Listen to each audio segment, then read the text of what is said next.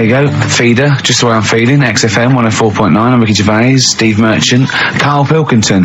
We've got a great show lined up this week, haven't we? Go on, what have you got planned? Well, I've got songs from David Bowie, Thin Lizzy, Gene, AC/DC. You heard Feeder there. You got, Smiths, all that. We got a great feature, a new feature.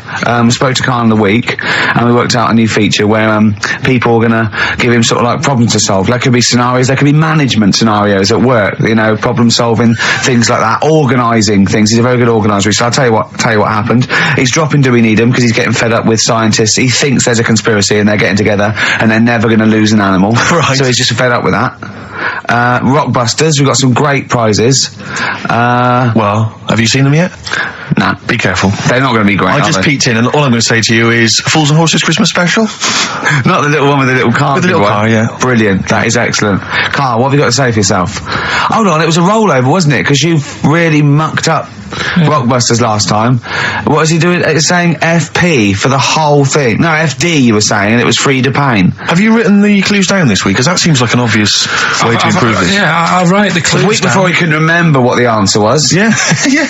Yeah, but, you know, you learn by your mistakes and that. You don't. Well... So yeah. I'll give you a little taster. But we were having a pizza in a pizza establishment. When was it? Wednesday or Thursday? Yeah. And he was going, I'm a good organiser, I'm a good problem solver. Give me any scenario, right? Obviously he didn't say scenario. And I went, okay then, so you're the manager of this place, and there's a couple there, elderly couple, they're about 60. They've had a lovely meal. He went, yeah, right. I went, but the gentleman, he's got a little bit of a heart condition. He takes a pill after his meal, as he should after meals. He's only taken Viagra. Oh. And now he's stuck in. Wedged in. It's gone, and it's stopping him getting out from the table. Yeah. So what would you do? He went, what? He's stuck in because of his dick. I went, yeah. He went, right. He said, I'd use the situation, I'd make cash. I said, you're not going anywhere, do you want a pudding? Entrepreneurial. Yeah. I like it, Karl. And he went, so that's that sorted, I've got the job on that. Next, I went, okay. You won't believe it. Next day, there's a little problem in the toilets. Two gay men were having sex and they got stuck in each other. Yeah. He went, right. I'd say, is it the same fella as yesterday with the Viagra? If so, why was he let in again? He was on the door. Yeah. I went, it's not. It's too. He goes, right. Does his wife know he's cheating on him? Yeah. He went, right, I'd go down. I'd go, and then he went, I'd say this isn't a restaurant problem, call an ambulance.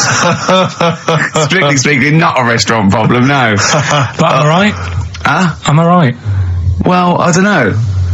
Would you give me the job if say, like, you were the boss of that restaurant and you... Do you know what I like about this? At no point did he say, Gervais, why are you being so mental? Yeah.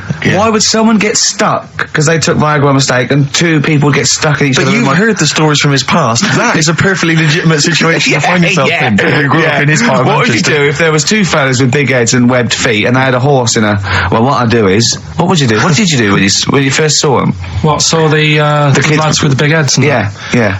We should very quickly remind people, if they didn't listen to that particular show, they had webbed hands. Yeah. Did they, or webbed feet? Well, they had webbed hands, right, and big heads. Enormous heads. But it wasn't related. But they weren't related. I know they were completely No, but I'm saying that the webbed hands isn't due to the fact they've got a big head. No, sure. It's two different things. We're just unlucky. Yeah. No, hold on. If they weren't related and they both had webbed hands and big heads, I'm saying there was a condition that was related that had those two. I don't think there was. So what do you think the chances of that are? They're not related, and he goes, "Oh, you got a big head and webbed hands as well." Yeah, just a coincidence, isn't it?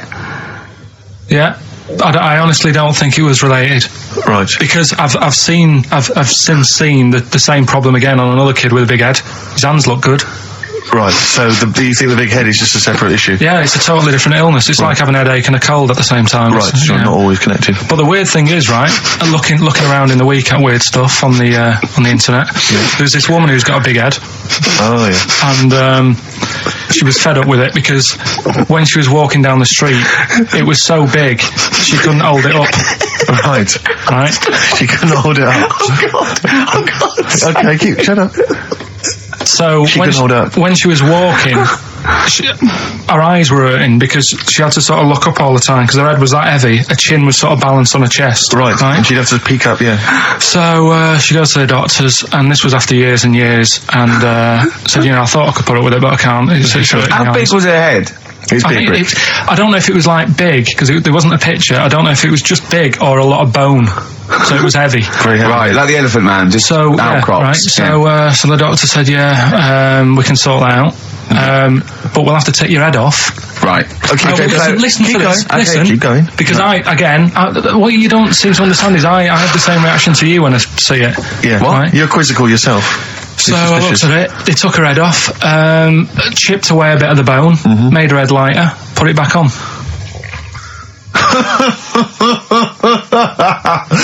Right, play the Smiths. They took a woman's head off. Yeah, this is asked by the Smiths. And if you'd like to ask Karl something, details coming up soon. How's that? Ask by the Smiths on XFM 104.9. So, what's the email, Karl? If people want to ask you something, a problem, they've got a problem to solve. It can be anything. It could be a personal problem. It could be a scenario. It could be about war. It can be anything. Or it could be more flippant, I suppose, and light-hearted. Yeah, it could be. Yeah, but I prefer stuff that I could sort. You can get your teeth into. And actually, sort out. What, like war? War is too, it's a bit big for me, that one. Do you think? I don't want to get into that. What do you mean? If Tony Blair came to you and he went, Karl, listen, I'm having a bit of trouble here. I don't know what to do. I've tried everything. I've tried spin. I've tried being tough. I've tried backing down. I've tried getting other countries involved. They don't want to know. What do I do? What do I do? You don't know? Tricky one. It's a tricky one, yeah. I don't worry about it. If it's going to happen, it's going to happen, isn't it? Yeah. Do you know what I mean? Yeah. Just get in the bath, put a mattress on top of you. That's it. Sorry, why are you doing that? Ooh, slow down. Why are you doing that? That's what they say you do, isn't it? If it kicks off. If what kicks off? If there's a war and that, you get in the bath, put a mattress on top. Right. Did they do that in the Second World War for 6 years? Was that making bunk beds? That's just what I read somewhere. Yeah. Is the bath full of water? No. That'd be daft. Okay. I think they were enamel baths then, though. I think they'd stop a bit of shrapnel. I think the plastic ones you get nowadays would probably melt on you. And the mattress, where your dad has cut it in half, all the foam would come out and the springs would get you in the eye. Oh, talking about me dad. Steve, you'll love this, right? Go on. My dad hates being ripped off, right? Yes, well, no, I can relate to that. That's important. Hates coming to London now. He always wants me to go and see them rather than come here, because he just thinks London is like a big rip-off. Last time he came, he got annoyed because I bought him a scone and a cup of tea for like 3 of us, and it was £14, and he just was livid. And then we had an argument about that, and then we went to the Millennium Wheel, and I said, do you fancy going on this? He said, oh, all right. Then he saw the price, and it was something like 20 quid or something. And he said, 20 quid to go up in the air to look at stuff that's on the ground. He said, I might as well stay on the ground. Brilliant. Right? Thought, good point. His logic is impeccable. So anyway, this is going on. Anyway, he spoke to me the other day. I said, how are things? Are they all right? And that. He said, being ripped off. I said, why? He said he ordered, do you know the place where he got a new bed from because he cut the other one in half, yeah. Right? He got this bed out of a catalogue. So he sorted out a payment on the phone. He said, look, you're ripping me off a bit here on the interest thing, but well, let's do a deal. We'll sort out a new monthly payment that's different to what it says in the catalogue. And he said, yeah, we'll go along with that. Anyway, so he sorted that out. He was happy. The bed arrived. It's a nice bed. He said, that's great. So anyway, he got the bill for it, and it was the original price. I thought that might be the case, yeah. Right?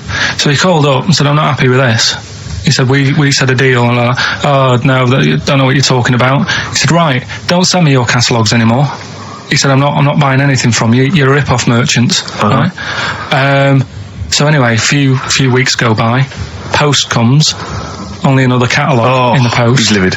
Right, so he was well annoyed. Yeah. So he looked on the back, and it said on it, this catalogue will always be property of, the company that does it. So you can't throw it away. If we request to have it back, we've got the permission to get it back off you. Right? So he thought, right, well, they're out of order. I told them not to send me one, and they have done, and they're saying I can't chuck it away. So he called them up and said, all right, Mr. Pilkington here, bought a bed off you, you conned me, and that. Well, forget that. We've dealt with that. You've sent me a catalogue, I told you not to. It says on the back here that this will always be yours. Yeah? So, in a way, you're using my house as a warehouse. I'll be charging you 26 pence or something a day. Brilliant. He said, you already owe me £6.28. Something like that. Genius. And, yeah, sorted it out. So again, you know, it's just... So hang on, but are they going along with this? I don't know what happened. He said they sounded annoyed and said they'd get back to him, and they haven't. But he said, I'm not bothered. They can take as long as they want because the money just keeps going up. Yeah. So, what sort of profit has he made so far? Well, when I spoke to him in the week, it was like £6 odd. Yeah. I think that was on Tuesday. So he's you know, he's just leaving it. It's like an investment. Yeah. It's like an antique he's bought. It's just going up every day. So, well, keep us posted on that. That's dynamite. One day we need to speak to your father. Yeah, I think so. So many questions need to be asked of him. In fact, I might sit and give you a letter to take home. Yeah. Dear Mr. Pilkington, your son Karl. New single from Nick Cave, I think you'll enjoy it. Yeah. That's the forthcoming single from Nick Cave from his album Nocturama. That's called Bring It On. That's great. I must admit, I was a latecomer to Nick Cave. He's extraordinary, yeah. I mean, years into his solo stuff before, you know, I decided that he was brilliant. Yeah, fantastic. He's fantastic. I had some exciting news this week, Karl. You'll be pleased to find out. I'm worried that you might get a little bit jealous because it's obviously going to impact on your world quite strongly. Because I know you think you like things to be quite you know, samey. You like the status quo to be maintained. You like the fact that in the past, you know, we've had some crosswords. You know, because I remember, what did you think of me when I first walked in? When I first came in on the first day of XFM? I don't know why you're making a big deal out of it, because I'm just being honest, though. I'm just being honest about a lot of people who see you for the first time sort of go, well, he's a bit weird. I love that, Steve, that you brought it up, and then you're again. But I'm sure that wasn't what he said before. No, did he say before? Yeah, well, he's a bit weird. Yeah, well, he looked at you, and I knew. I could see by the look of his face. You know when you know your kid, and your kid's sort of scared of something, and they go, "Why is your kid?" He goes, "Oh, he doesn't like pigeons or spiders." Right. It was like that when I saw Karl, and I brought you in, and I went, "What do you think of that, Karl?" I could see the look on his face that he was disturbed. Sure. And then, as he said, you get used to it, don't you? Yeah, you get used to it. And you have changed a little bit. Your hair's a bit smarter now, and you got some nicer glasses and that, I think. Or I might have just got used to it. Whoa! Don't bring it up, Steve. Don't look at me like that. So you say that you think some other people in the office thought the same? Do you know that for sure? Karl. Did you discuss it? Karl. Yeah, I think they do, yeah. Okay, leave it there then. But not just in the office, as you walk through the building. Oh, it's worse than you ever thought. Well, no, it's not worse than I ever thought, because as you well know, Ricky Gervais, what did I do on Thursday morning? Oh, is this the thing? For those that perhaps are not of the female persuasion listening, there's a magazine. Apparently, it sells quite well. It's one of the sort of female, you know, kind of issues magazines. I think it's called Company Magazine. You know, it's like your sort of, I guess it's a bit like your Moore or your Vanity Fair or whatever. Anyway, they run every year the 50 most eligible bachelors in Great Britain section. Ding dong, hello. Who's in there this year? In the 50, in the top 50 of the entire country. And then they vote, and they put them in order and see who's the most eligible bachelor. But that's 50 people, right? It always annoys me slightly because bachelor, it kind of seems like a more sophisticated word for loser. Yeah, no. Which always sort of unnerves me. And also, slightly. they try and do a different 50 every year, so they're getting pretty desperate to get different ones. No. Because also a lot of people who are sort of like successful, are married, so there's very little to... No. There's a huge... I don't know if this is international. It could even be international. I'm not sure, actually. So I could be up there with the likes of Justin Timberlake, etc. So Fred Durst, that sort of person, you know. So anyway, this is what's exciting, right? Although I'm slightly frustrated because they were telling me that last year... All right, because what happens is the readers of the magazine, they vote for who they think is number one most eligible bachelor, right? Last year, the prize was a 2-week trip in the Bahamas. Okay, this year I'm rather annoyed because all I'm going to win is a moped. That's the prize this year. That's the prize this year, a moped. Whoa! Backtrack. What? Sorry. Last year was a 2-week trip to Bahamas, and this year just a moped. All I'm going to get is a moped. All you're going to win is a moped. Yeah, you got no chance. You've got no chance. Who else is in it? Well, I mean, I don't know lots of people you'd never heard of. I know Duncan from Blue. Ding. So you're second to him at least already. I imagine you're going to come behind the other 49. Because there'll be people voting for me. They get to vote for me. Yeah, Steve. They'll see my photo and then they can vote for me. Yeah, according to Heat, I was 22nd most sexy man in the world. I better take that helmet back. I would. AC/DC. Brilliant. You shook me all night long on XFM 104.9. Well, this show is a rocking. It is. Ricky Gervais, Steve Merchant, Karl Pilkington. I came up with a new strand for Karl as well. He's always got, we've done, I don't think there's a week gone where we haven't mentioned an hairy kid. A hairy child, you're right. And some related to a monkey and that. And I thought you could do a regular thing where he's got to come up with a story about an ape or a monkey, and it's called Chimpanzee That. Of course. I have got one, but I can't remember it at the moment, so I'll just have to It'll come to you whenever you've joined the show. Well, listen, while you're thinking like that, while you're stewing on that, here's a problem that someone's emailed in. We're taking emails today. If you've got a problem, a concern, or just a general query that you think Karl could answer for you, it could be about anything. It could be about some of the big kind of philosophical questions. It could be something to do with war or famine, anything like that, or it could just be a personal dilemma, something that's happening locally. Anyway, this seems one that I think you and your father have probably come across this sort of dilemma in the past, and I'd be interested to know what your take is on it. Let me see. This is from Lee Matthews by the look of it. He says he lives in a suburban area where the local teenagers also live on the same road, and they're running riot. They're smashing wing mirrors off the cars, they're crashing into parked cars on their skateboards, and they're just generally making mayhem, night and day. What can he do to stop this going on? The parents of the kids don't seem to give a damn. Anyone who complains to them, they just say, "Oh, piss off." The police are useless because they never catch them in the actual act of violence, which is what they got to do to apparently convict them. So they don't know who to turn to, really. It's rather like when a little old lady went and got the A-team, and he was dressed as an elderly Chinaman.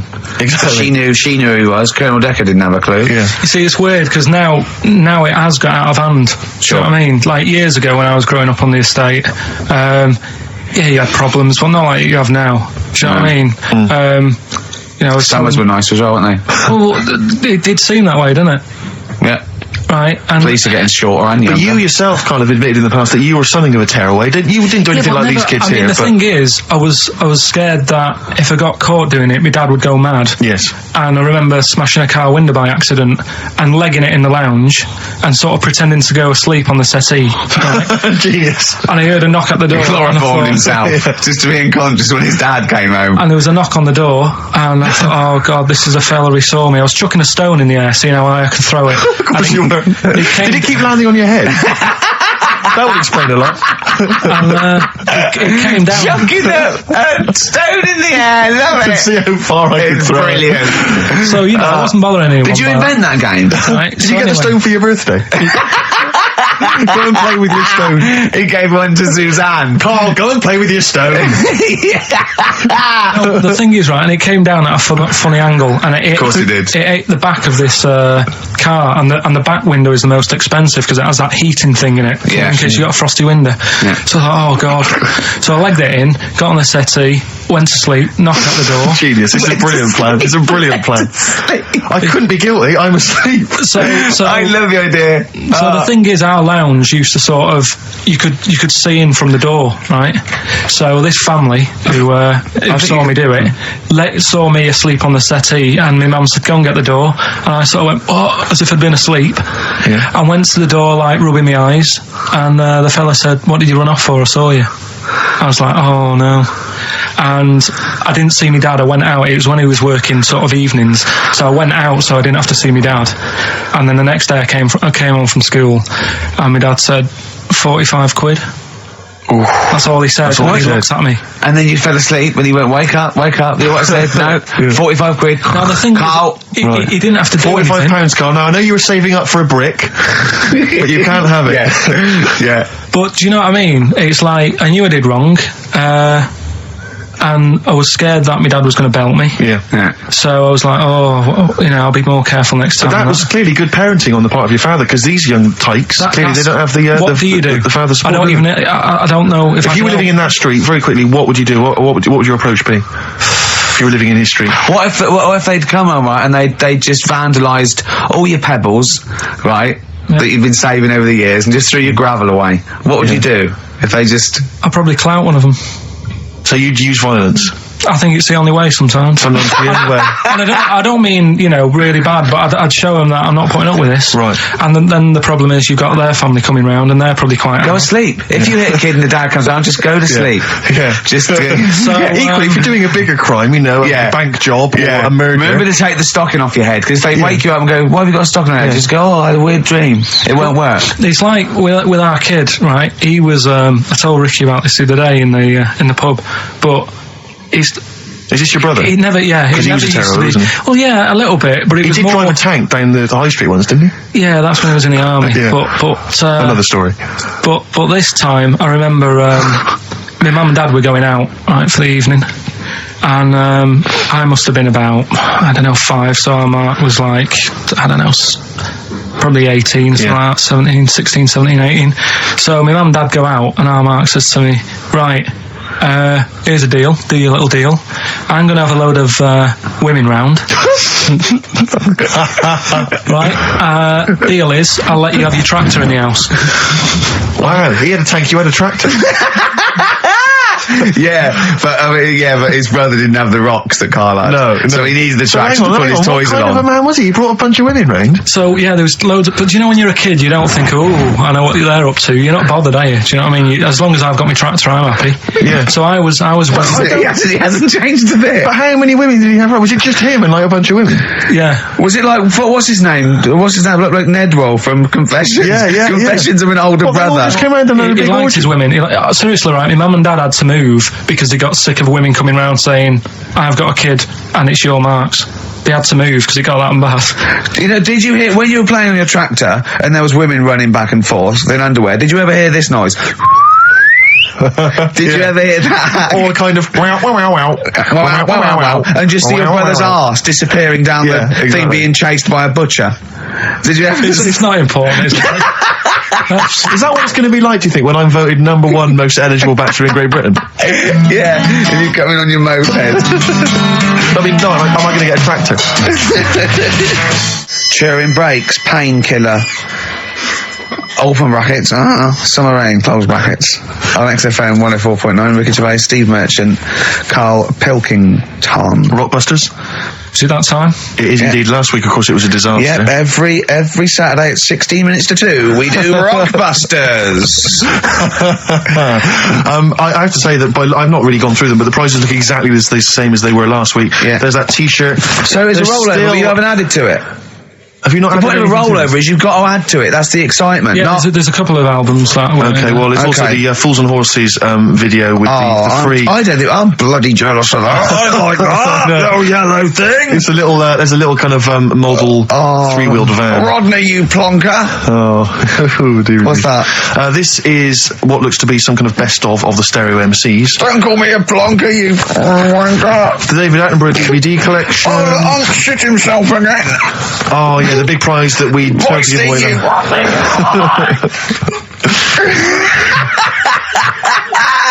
Best chill out.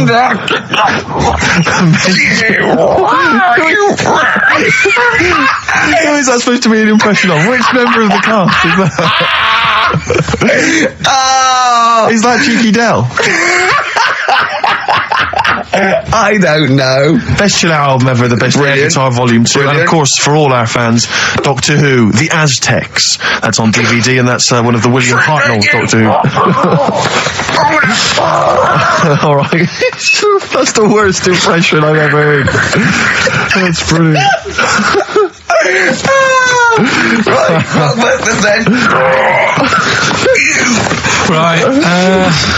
Three cryptic stuff. Oh, come on. Right. Rodney, three. I can't do it. No, come on. Right, three cryptic clues. Some of which may be wrong. Yeah, and don't take the letters literally. Yeah. Right, go on. And some initials, and it makes up a band. So here we go then.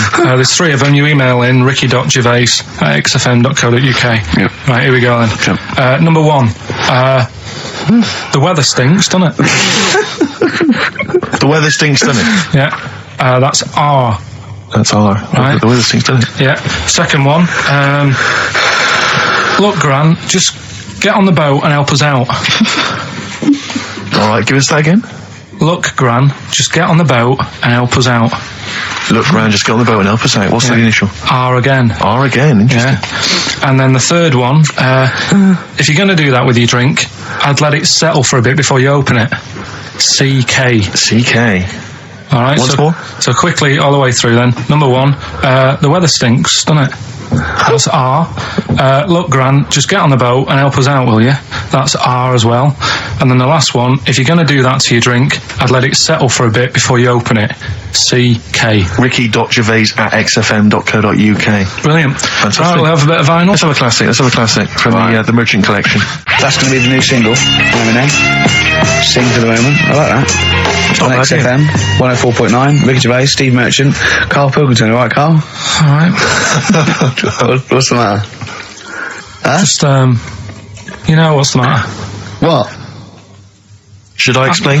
If you want. I'm sort of an independent adjudicator, and I couldn't help but notice that you both went out to make the teas, but only one of you came back with a wig made out of that poppy stuff that you pack. Bubble wrap, yeah. And he didn't want me to do it with sellotape, so I kind of did it with elastic bands that I found. Apparently it hurt his ear, it's cut into his head, and look at him, he's annoyed. I don't know.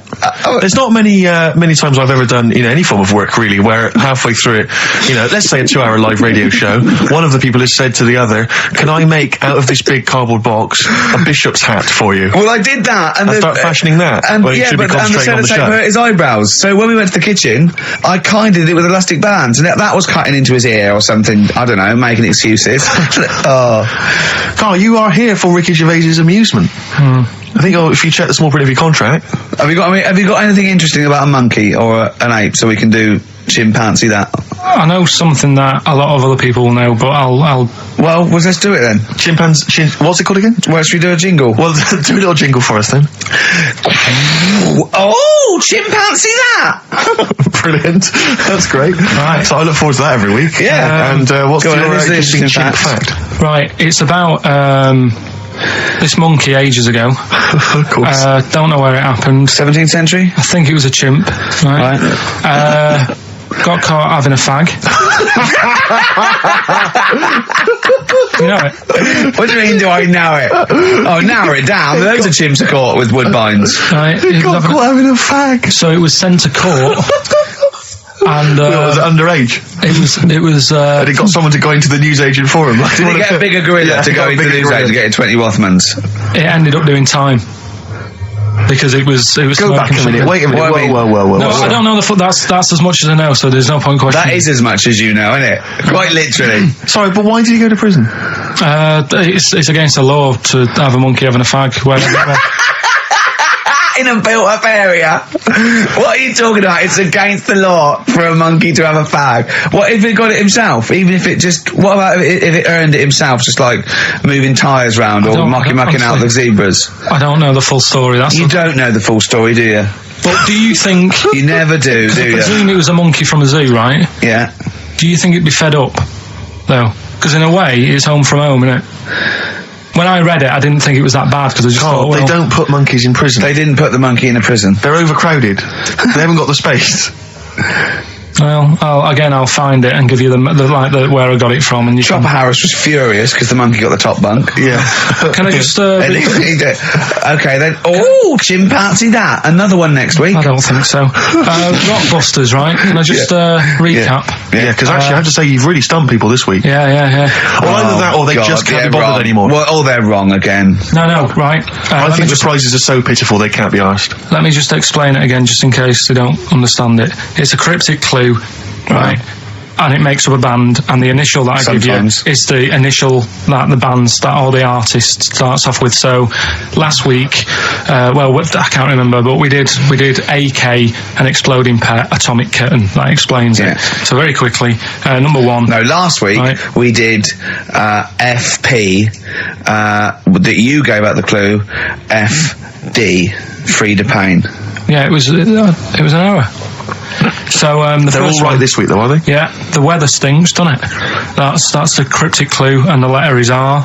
Number two. That's the rainy smell, boys. Right. Look, Gran, just get on the boat and help us out, will you? that's R as well. And the last one, if you're that's rigging nanny. If you're going to do that to your drink, I'd let it settle for a bit before you open it. That's CK. Right. Ricky.gervais@xfm.co.uk. Plus, keep your problems and queries coming in for Karl. We've got another one as well, which I'd like to give you after the next track, Karl, if I may. All right? All right. You've got a problem, haven't you? What with? Oh, yeah. Listen to this, Karl. Let's play a record. Let's come back with this. It's an amazing problem. Wow. You're getting celebrities asking you questions now, Karl. That's David Bowie. Is there life on Mars? Do you reckon? I reckon there's more going on than just us messing about. I reckon. I hope so. I think. Tell Steve your problem that you aired to me. Well, do you know, like, I'm always thinking about stuff when I'm washing up. I'm just going to look at Steve for the reaction when this question comes out. Okay. There's been a few things I've been thinking about. Do you know, like, how I tried to confuse a computer by putting in Y in the search engine? Yeah. So, along the lines of that, I was thinking in the week, if you put a chameleon on a mirror, what would happen? Right. And also, this is a bit of a bigger issue. We're always making more and more stuff, right, in the world. You know, big buildings, big planes, big boats and that. Will we ever get to a point where all this is too heavy for the world to handle? Right, what error has he made there, Steve? What physical, scientific error has he made there with that question? I can't begin to explain it. Karl, we're not getting the rocks from other planets. It's already here. It's like having a big pile of books in a room and then moving them over to the other side of the room and build a thing going, oh, can the room take it? I'm building a lot of things out of these books. What about plastic? Where's that come from? Other chemicals that existed on the planet. Yeah. Did you see the point? Hang on a minute, though. What about a little tree? You plant that as an acorn, it grows, Rick. That's bigger. That's more stuff. Yeah. Don't listen to him, Karl. He's patronising you. What about acorns and that, though? Right. They grow from minerals and proteins already in our atmosphere or in our the mass of Earth. What about a cat, Karl? Right, you get it. It's a very tiny kitten, but it grows up and it's bigger. Karl, he's doing it on purpose. Elephants, they're very small to begin with, but they get bigger and bigger and bigger, and so they get heavier and heavier. Mind you, dinosaurs have gone. You know,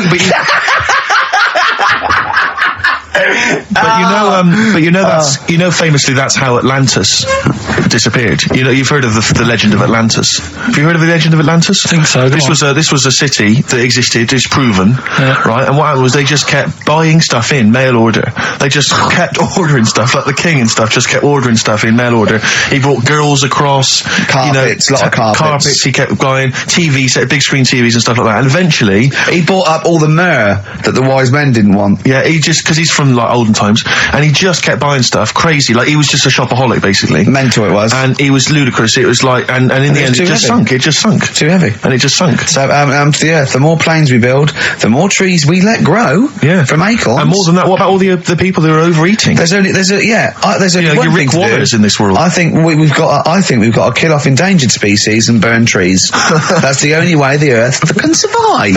You mental. Right, what are you doing? Right. Okay, look, a quick query for you. This is from Jay. He's got a problem here. He says, my parents won't let me ditch my studies. He's currently reading modern languages at London University. Sure. He wants to follow his dream, but his parents won't let him, of being a dancer. Karl. Worse than that, he says that they're trying to arrange a marriage to a bunch of minging daughters of people they know from good families. He doesn't know what to do, so he's got the arranged marriage coming along, and he's also got, he basically wants to be a dancer. His parents are forcing him into something more practical. Well, the first thing, right, I don't think live your dreams. The arranged marriage thing is such a bad idea. Okay. Because I think too many people go on looks. Right. And then you soon get bored of that, and you find out the person who you're knocking about with is actually not your type. Right. Why don't you arrange marriages for people? Well, I'm just saying, right, so I'd say, Jay, go along with that. I wouldn't worry about it. Okay. I mean, if they're really ugly, then, don't go along with it. But if they're half bad, put up with it. That's sure. Right. The dancing. Brilliant. Right. That's that solved. Brilliant. I wanted to be a dancer. After I did the boxing, right, I joined a dancing thing just near Man United's ground, right, called Twiggy's. Went along, I wanted to learn some moves. How old were you? Well, it was when Michael Jackson was, pretty big, so about 83, 84, 85, something like that, around there. wanted to do it. When I went, it was shut, and it had become like a warehouse for toilet rolls. So in a way, I wonder what would have happened. Sorry, how is that an anecdote about you going through dancing? You've told me before, you did boxing for a while, you did dancing for a while, you had a true fight in the boxing, you didn't even get in the... That's not an... Imagine if that was a film! This is a boy's dreams of becoming a dancer. Oh, it's shut. Next on. I mean, how is that a story? Yeah, that was Billy Elliot. Do you think it won quite as many awards? Yeah, brilliant. Footloose. All right, yeah. I'm fed up. They banned it. Let's go. Oh, it's shut. Flash dance. First, there was. It's a warehouse. Never mind. I'm just saying. You'll find something else. I think I got a go-kart after that. I bought a motorised go-kart and kept myself busy with that. So. There's always other things. Just think, Alan Bennett has to sit down and really sweat over his stories. Yeah. He just opens his mouth. You are a living Alan Bennett character. So that's solved. Well, Jay, don't worry about that. There's no emotional problems I can foresee if you follow that advice. So the advice there is do an arranged marriage. If she's not ugly. minging, she's not completely minging. And don't worry about dancing. Get a go-kart. Cheers. Great. Keep your problems coming in. Truth Rest Your Head by Gene on XFM 104.9. Ricky Gervais, Steve Merchant, Karl Pilkington. While I was with Karl in that restaurant, while I was giving him the problems, the old fella with Viagra and the two fellas making love in the cubicle, we came up with a new idea because he's dumping. Do we need him? As I say, he thinks the scientists have got together. They're never going to wipe out a limpet or a slug. They think they're good, but they're not that good. This is people that are lauded as great minds, and Karl has brought them down. He's taken issue with them. Like what? He went, right, great thinkers, and I went, okay, then Sir Isaac Newton, the father of modern physics. He went, is he the fellow with the apple? I went, yeah. He went, there again, see? Why do I need to know that the Earth sucks us towards it, gravity? He said, if I was floating around, it would be a problem. I'd ask his opinion. I went, what about Einstein? He went, again, I've never needed, and this is what he said, I've never needed MC squared in my life. The fella who invented the video, I watch one a day. You know what I mean, though? Give credit where credit's due. Right. And I think that a lot of this stuff that was invented, like when we were talking about inventions, I started to look in books and that, finding stuff out. And there was some fella who got a mention on an invention site just because he came up with the fishbowl. And it's like, is it that hard? Yeah. Do you know what I mean? It's clearly a bowl. Sorry, you're not putting him in the same category as Newton and Einstein, are you? He was on the same list. Einstein was on there. It was saying about him doing that, and Newton with the apple, and who else was in there? Da Vinci, whatever. He was Leonardo on there. Da Vinci. Yeah. Is he the one who did Mona Lisa as well? Yeah. He said it took him 12 years to paint the lips. I don't think that's that good. It takes that long. I saw, when you think, I saw Tony Hart do like an Aborigine man with a elephant in the background in about 3 minutes. Aborigine. An Aborigine? Yeah. Really? An elephant? So what about some of the big names? What's your first reaction when I say some big names from history? Go on. Gandhi. Again, what did he do? Good point. Right. Good point. Okay. Good point. But all right. Do you understand what he represents? Well, go on, tell me, and then I'll tell you if he deserves to. But his whole kind of attitude towards peaceful protest. It's quite a sort of modern idea. Very much the forefather of the 60s movement. Where people would sort of sit in, and protest. Steve. Right, look at the glazed look on his face. Did I lose him on Gandhi? Yeah. So just pick someone else. Do someone else. Pick someone else. Okay. Right. Someone you know about this, obviously. Let's think. A great thinker. Isambard Kingdom Brunel. Right. Yeah, he's all right. Brilliant. Thanks. What about? Jesus Christ. Well, I'm thinking more your modern day, like your Richard Bransons and that.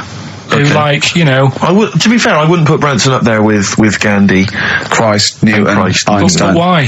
Stephen Hawking. Because he's mainly known for having a beard and a funny jumper. To be honest, you have to start including Noel Edmonds. That's Noel Edmonds, yeah, you're getting confused there. But Branson's a businessman, he's not one of the great sort of, you know, scientific minds I think or philosophical thinkers. In time... Whereas Clive Sinclair, in his little car, on his way to work, brilliant. No, but in time, there's certain things, like the apple falling off a tree. Right. Whoever was sat there would have gone, that's a bit odd. Do you know what I mean? It's just that they were there first. But to be fair, Christ instigated 2,000 years of religion based on his teachings. Richard Branson, to be fair, he did launch Mike Oldfield's Tubular Bells. Yeah, they're not quite comparable. It depends what you get impressed by, doesn't it? Suzanne's always saying... Maybe Newton was there. He was coming up with a brilliant theory. Like, amazing. He was probably inventing the helicopter. Right, the apple hit him in the head and he went, the earth's sucking me, the earth's sucking me. You know what I mean? Could have happened. But so, you know, my girlfriend's always saying, you know, what impresses you? Yeah. You know, because she was saying the other day, do you want to go to Egypt? And I said, no, not really. No. She goes, well, don't you want to see the pyramids? Not interested. It's like, I've seen them on the telly. Okay. You know, sure. Are they going to be that much more amazing when you see them in real life? Good point. How did you ever move out of your street in Manchester? But hang on, no, sorry, I'm interested to know, because this is something that that he came up with, and this is someone that loves him and that he respects. So I'm interested to see what was your answer to what impresses you. I don't think I did answer it. I just said, you know, the odd thing. You just said I'm asleep. Little things like I ran home the other night and said, oh, I've just learned something today. She goes, go on. And do you know Lego bricks? Oh yeah. The name came about because some kid's mum, the kid was messing with the bricks, and she said, let go of them and come and have your dinner. Play record. It's got to be rubbish. It's got to be rubbish. It's always rubbish, isn't it? They're Scandinavian for a start. So Lego. Boys are back in town. Thin Lizzy, what a classic. Beautiful. Carl, should that be our anthem? Me, you and Steve, eh? Yeah? Can I just get a couple of bits of admin out of the way? Go on. We've had an email from Peter Goff. He has said, where is Richard Anderson? Where is He only Dickers? tunes in to listen to him. Where's Dickley? Where's little Dicky Docker? Little Dickie Anders is not emailed in. If you don't listen normally, Anders is our biggest fan. He loves us. I just absolutely But he's thinks the normally world got of... a little bit of constructive criticism, which we always appreciate. Yeah, we're open to that. Sure. Exactly. Sure. I'm gonna shove this up your... So if Dickie Anders is listening, then he might want to get in touch. Also, dear Ricky, I've developed a bit of a fetish for the way you say winners in your hit sitcom The Office. I'm trying to get my fiance to say it, but he hasn't quite mastered it yet. Anyway, we're getting married in Las Vegas in a couple of weeks' time. Could you please say winners on air as a sort of wedding present? It's becoming one of the most popular requests at weddings now, me saying winners. So, winners. There's a few I didn't get in. Thatcham, Shinfield. So there's a Woodley. There you are. There you go. That's beautiful. That's keeping them happy. Good luck to them. That's Leopard. It's one of those stupid email names. If you're going to email us, at least mention your name, because otherwise it makes me sound like a fool. A leopard, the original name for a giraffe. Interesting. Thanks for that. Whereas Lego was invented when a mother had sent someone to get some. Though there's no name for them. She went, "Can you go and get some?" There was a gap. He went, "Oh yeah, I'll go and get some," because they weren't called anything. Brought them back, started playing with her, and then she went, "Look, give me those." He went, no. She went, Lego, you idiot. Yeah, the actual explanation, various people have emailed us in or phoned in now. The company was set up in 1934. It's a Danish company, obviously. Yeah. Lego comes from the Danish words leg got, which means play well, and it was later discovered that it was also a Latin phrase that meant I study or I put together. That's the actual, where did you get that from? But the thing is, you see, that's where learning's got to be interesting, because if it even started like that, I'd just go, I'm not interested. I'd be looking for... So if a fact may be true, but it's just not good enough. It's not interesting enough for you. Not interesting enough. Okay, another quick dilemma for you. So if Newton would have said, apples are attracted to our heads, be careful, they attack you, that would have been interesting. Yeah. Total bollocks, but you'd have been interested, therefore, in all modern physics. All right.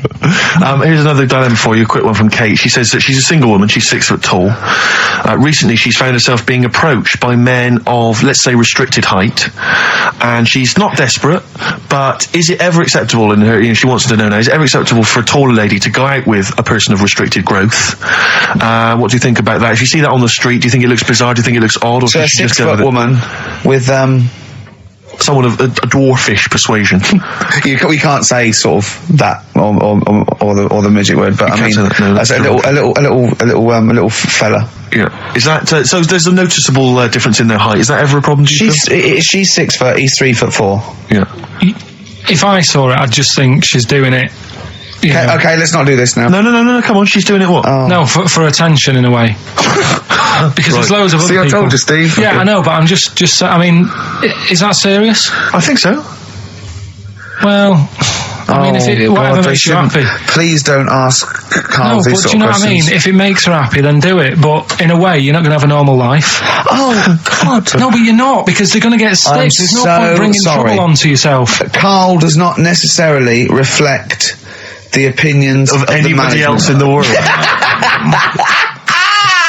Hold on. This woman, she doesn't live in a forest in a little cottage, does she? She hasn't got long black hair and wears a sort of... She says the guy she's going out with is a miner. Really? In a crystal mine, yeah. And he just sings all day on his way to work. Has he got 6 mates? Apparently so. Okay, what do you think of that, Karl? I'm still sorry, I wasn't listening. I was just thinking about. Someone just called up and called him dopey. Yeah. Didn't they? I mean, whatever. Do you know what I mean? Why? What's the matter with you? What's the matter with you today? I'm just saying. What? You're fed up with people taking issue with some of the stupid things you say. Lego was invented by a mother going Lego of that. What are we going to do with all the buildings? The earth might collapse. What do you expect people to say? Well, even our listeners know you're talking rubbish, and some of those aren't allowed to wear socks. I mean... Listen, right, last week when I did Do We Need 'Em, do you know when I called up one of the museums in a science museum? Yeah, are you talking to me? Yeah, I'm just saying, I wanted to tell you before when the song was on, but you're so busy listening to it. Yeah, was I so busy listening to a song I was playing? Yeah, but we're doing a radio show, aren't we? All right, what's your point? Well, I just wanted to say, she emailed in to say I got her name wrong, so I'm just apologising for that. What did you call her? I think I called her Jessica. What was her name? I don't know, I've got it on email somewhere. This is not an apology! No, I'm You've just got saying... it wrong again! You've not even said her real name! How is that an apology? Well, I remember, I read the email, so, yeah, But who are you apologising to? I think her name's Jackie, I think. Oh, you've got it wrong again, haven't you? Well, anyway, and she just said if you want to see dinosaurs and that, go to the museum. You were complaining about that as well, weren't you? You went to a museum and there was too many dinosaurs. He said you just need 4. No, well, Steve, have you been to the one in Knightsbridge? I think this so. One that I called up, right? It's nice. You go in, you get a good collection of stuff. You walk in, there's 3 or 4 dinosaurs. You've had enough, right? I went into New York, right? I went to the museum there, hundreds of them. You can't move for dinosaurs. Yeah. It's almost like they're responsible for them being extinct. There's loads of them. So all I'm saying is, if you want to see a dinosaur, go to the one near Knightsbridge. They've got a nice selection, some old vases and stuff. It's worth going. So, do you work for them? Because that was a pretty big sell. Well, you could work that into quite an advert, I imagine. Brilliant.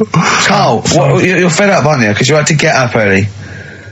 Well, that's another thing, but will we give out the answers for... Let's do that after we've played the next tune. I have to say that I'm wondering if Rockbusters, like Do We Need 'Em, is beginning to run its course, because this week we've had very, very few right answers. I think you're just getting too complicated. Yeah, because his clues and his answers are rubbish. Why don't you start doing proper ones? These are good. We started off easy. If you remember. I think some of them are a bit tortuous. They don't work. Some of them don't work. Come up with some stuff then. Let's play a tune. Well, I have. And we'll come back with the Rockbusters answers in a second. You haven't come up with anything. The Gravediggers, 1-800-SUICIDE. It's a good tune, that. I've always enjoyed it. XFM 104.9. Well, that's nearly it from Ricky Gervais. That's me, Steve Merchant. One of the 50 most eligible bachelors in Britain. I hope people as well, if you buy Company Magazine, if there's any ladies listening, every week, of course, I've played you a song for the ladies, and I hope now that you'll be able to return the favour and maybe vote for me. Buy Company Magazine, vote for me, so I become the number one. That shows it wouldn't mean anything then, would it? What do you mean? Well, it wouldn't mean anything then, would it? If they voted you and you got into the top 30, it wouldn't mean anything because you've asked them to do it. What are you talking about? Of course, because it means that they care for me enough, and then they are impressed and charmed by enough that they've actually made that effort. That's beautiful. I think that would ruin it. Well, let's wait and see what the results are. Do you think, I've been getting off that, because we don't want Steve to use as a platform to get in the top 48. He's bound to beat a couple of people. But what do you think of him now, Karl? Now you've known him for these many years. What do you think of his looks objectively now that you've known him? Can you remember what you first thought? Like I say, he's changed a bit. He's sorted himself out a bit. Yeah. Looks a bit better. How? What's he done? I don't know. His hair's better. Yeah, what was it before? It was just a bit nothingy. Do you know what I mean? It was like just like if you just let your hair grow and do its own thing. Yeah. Whereas now it's got a style. Yeah. So it looks good. Glasses, he's changed. His glasses are stylish. Yeah. Just stay sat down. Right, Rockbusters. Some people like tall men. Yeah, go on. That's right. First one. The weather stinks, doesn't it? Yeah. That was R, which was rainbow. Right? Rainbow? Like rain is the weather, and it smells like body odour. Body odour. No, it's B-O. It's B-O. That's B-O-W. Well, yeah, but you've got to play. It's not pronounced bow, and it's not spelt bow. Who calls it bow? Everyone knows it's B-O. What, you don't care? You don't care that doesn't work? Well, they got it, so again, as long as one person got it, Karl. One person got it. Of all the emails, one person got it. Second one, look, Gran, just get on the boat, will you, and help us out. Go on. That was R. That was a Ronan, right? Ronan, who's Ronan? Ronan. Who's Ronan? Ronan Keating. But he's known as Ronan Keating. No, it's not. No, it's not anymore, though. He's gone on his own, hasn't he? He's just known as Ronan. No, he's not. No, he's not. It's Ronan Keating. He's always been known as Ronan Keating. All right. So that doesn't work like that. Go on. Third one. Next. If you're going to do that to your drink, I'd let it settle for a little bit before you open it. That was CK. Right. Shake a can. If you're going to shake, you can. This is the worst competition ever. So it's Chaka. Have you got? It's Chaka. It's Chaka. It's Chaka Khan. Shake a can. No, Chaka Khan. What you got? Chaka can might have worked. To throw a can. Who got all three right then? Well, because basically what happened was people just emailed in 3 guesses. We're stopping and this. The guesses that were right came from Mandy Thompson in Hendon. That's ruined that. Well, that's run that into the ground. That's doing Eden ruined. No, we can't just bin everything on 1 week. I don't think we're going to get that. Oh, they're not as good as they think they are because you only picked on Newton Einstein. You don't know anyone else. You don't know who Gandhi is. Chimpanzee that you've run out of. I did like the jingle for that though. Oh, chimpanzee that. That was a great jingle. Yeah. But sadly we won't be able to use that again. So who's won anyway? Well, it was Mandy Thompson I mentioned, but as I say, she guessed, so I mean, she can have the prizes, she's welcome to them. But I think we should knock it on the head, Karl. Maybe she come up with something new. No, I think he's still got a few weeks in it. I think we should take some time off. Well. Yeah. What about, like, the foreseeable future? Don't know. Song for the lovers. Do you want to just a song for the ladies? Listen, I think it's maybe the March issue of Company Magazine. Buy that. Top 50 most eligible people. There's probably an address or a phone number to call. And here's another song for the ladies, maybe just to charm you further. Tom the Model by Beth Gibbons and Rustin Man. Karl, say goodbye and say it nicely, like you're happy. See you later. Is that the best you can do? He said, I was away when I came up with Rockbusters. Yeah, indeed. Absolutely. I was buzzing about writing 40 minutes of brand new stand-up. Yeah. He equated that to coming up with Rockbusters. Should I be insulted, Steve, or is Rockbusters as good as everyone's saying it is? Is it the one good idea? Is it like E equals MC squared? whereas to Einstein is to, Rockbusters is to Karl. What if I do this, Rick? What if I played you some adverts right now? Yeah, and then we came back with some Rockbusters. Yeah. You could make the jump yourself. Maybe I'll do Rockbusters and show people how easy it is to do it wrong. Adverts, then Rockbusters. And a cup of lovely coffee. Cup of coffee in the cup. I want a cup of coffee. Placebo, this picture, XFM. What's Karl doing? What's he rooting around at? But listen, while he's doing that, can I just say happy birthday from all of us to Shan. Her friend Terry said play some Placebo for Shan, so happy birthday to her. That's done. That's done. Cross that off the list. Yeah, that's another thing we've got through today. Rockbusters, please. Do you want to look at the prizes? I'll have a look at the prizes, see what people can win. It's an email-only competition, please remember that. All right, we've got the Later with Jules Holland Louder DVD. There's stuff on there from the Cardigans, Rollins is on there, Mercury Rev, Sonic Youth, the Datsuns, Queens of the Stone Age. No, wait a minute, they're all great bands, but I think they need a boogie-woogie piano over the top of everything they do. Well, hopefully Jules Holland would have okay, helped. good, because that was something missing there on most of those tunes. Yeah, current album from Goldfrapp, that's there as well. What have we got this on DVD? The Life of Mammals, the complete series of that. A couple of we've got the Inspiral Carpets, again a 3 CD set of the best of the Inspiral Carpets. I don't know how they strung it over 3 CDs. And the best one-hit wonders in the world ever. And let me see. Oh dear, a 3 CD set. A 3 CD the set. best of Inspiral. I'm struggling. I'm assuming CD3 is just the Corals album. Anyway, there's some good treats there. You've sourced some good stuff this week. All right. Well. All right. Yeah. Here's your Rockbusters. Yeah. All right. Cryptic clue, a couple of initials, and you sort that out. Right. First one. What's Dr. Fox on about that we don't sound like proper presenters? It's mad. Go on, Karl. Right. The first one. A customer wanted some paint to darken up a room. Shop assistant knew what to do. Right. Customer wanted some paint to darken up a room. The shop assistant knew what to do. The initials there, CB. Right? CB for the first one there. Right? Second one, it'd be alright if their heads weren't that big. Right? And again? It would be alright if their heads weren't that big. And that's SF. Right? SF? Yeah. And the last one... I know that one. Yeah, go on. And the last one, Chanel have got another perfume out. N-O. Right? Chanel have got another perfume out. N-O. You email in ricky.gervais@xfm.co.uk. That's that done. And those prizes can be yours. Yeah. More music, please. Bit of Bob Marley. Any of these going to annoy me? Oh, I've got to stir it up. Yeah. Brilliant. Are any of these clues going to annoy me this week? Oh, they're all good. Are they really? Yeah. Right. Right. Yeah, we'll be the judge of that. Right. ricky.gervais@xfm.co.uk. Brilliant. Yeah, brilliant. My favourite Suede track. Stay Together. XFM. Well, nearly time to go. But before we do, a little bit of Rockbuster results. Just checking some of the answers, Rick, and it seems that an awful lot of people have got it right. Go on then. Tell us them again then. Remind us of them before you give us the answers. Alright, Rockbusters number 1 was like this. It was a customer... We're stopping monkey news, by the way, until you start getting some credible ones. Because that's it's ridiculous. It's not true. No, it seems mad. But no, but it's from the internet again. So anyone can go online, download that story. It's insubstantial. It's get ones from journals or where the source is quoted. Okay, or we're not interested. Or we're not. Well, you don't.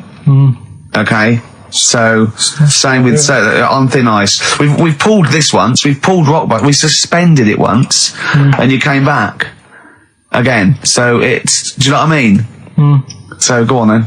Right, so Rockbusters number 1 was about a customer who wanted some paint, wanted to darken up a room. The shop assistant knew what to do. What did she do? The initials were CB, Cellar Black, right? Cellar Black, Cellar some black. You see, I thought Cilla Black, because it's CB, and I thought, well, it can't be, because it's not Cellar. It's not Sell Her Black. Cryptic though, isn't it? No, cryptic doesn't mean it's wrong. Right. They all got it anyway, so... It's a bit weird, isn't it? Second one, it would be alright if their heads weren't that big. Right? The initials are SF. Well, one of my favourite bands, yeah. The Smaller Faces, isn't it? Small Faces. Well, no, that doesn't make sense. Okay, go on then. And the final one, Chanel have got another perfume out. Right. I'll just say we've had an email from one of our listeners who said if this turns out to be New Order, he's never listening to XFM again. What's the clue again? Chanel. I've got another perfume out. New odour. Right, well that's another listener gone.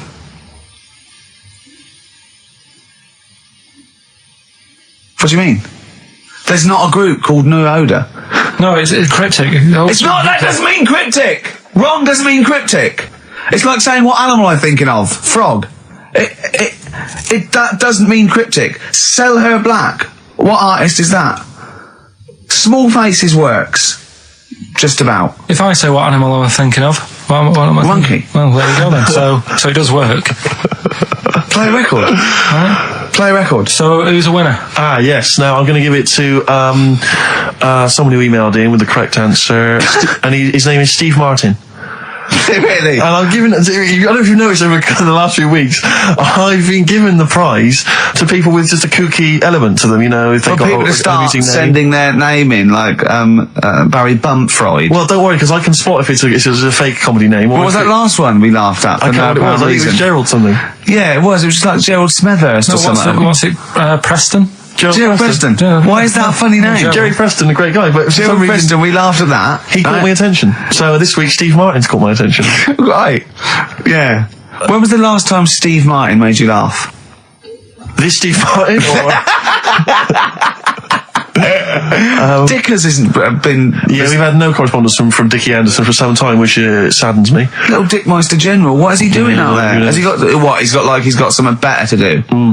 Ridiculous. Right, well, that's the end, eh? We've got the last song, so is there anything it's the end of Rockbusters, and it's the end of Monkey News. Monkey News will give you one more go for it, and it's got to be credible, it's got to be real, it's got to be true. We need to see your sources, it needs to be corroborated. Okay. Rockbusters, they've got to be real band names. New Odour. New Odour. New Odour. Just anything. Just brilliant. Well done to Steve, you got them all. So is that it then? Yeah. Brilliant. Well, cheers. I've enjoyed that. I hope your back's better, Rick. Yeah. And Carl, I hope you buck up your ideas. Your brain's better. Yeah. Got something interesting about a brain, we can talk about it next week. Tell it now.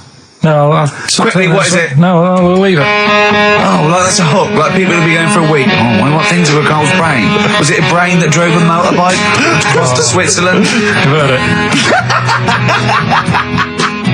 Right, still coming up then. What have we got coming up? We got Rockbusters. Oh, is there any Monkey News this week? It's been a problem. Why? It's not much has been going on this week. What, in the monkey world? In the monkey world. I don't know if they've caught on to the fact that they're getting coverage. They're keeping their behaviour hush-hush. Be a bit careful, but I found something. Have you got Rockbusters? It's your last chance, don't forget. Is it good, these? Got Rockbusters, got some good prizes. Steve will look at them in a bit. Rockbusters. Oh, brilliant. Is there a jingle for Rockbusters? I don't think there's ever been one, is there? No. Can you come up with one quickly? Oh, Rockbusters. Brilliant. All right. Well, the prizes this week, there's not many. I have to say, Carl's not sourced many, but what he's got are actually good quality. Well, I'm trying to instill in him that it's, quality, not quantity. Absolutely. As opposed to, 15 copies of, Fools and Horses Christmas Special with a giveaway 3-wheeler. Yeah. Car and Primal Scream's greatest hits on 11 CDs. Yeah, not Primal Scream, in Spiral Carpets. Oh, that was it. Yeah. Spiral Carpets. Anyway, yeah, we've got this new Kiss FM hip hop classics compilation, which got some really good stuff on there. New stuff from the likes of Outkast and the Wu-Tang, but some old classics from Public Enemy, and of course LL Cool J's Mama Said Knock You Out. It's worth having alone for that track. Yeah.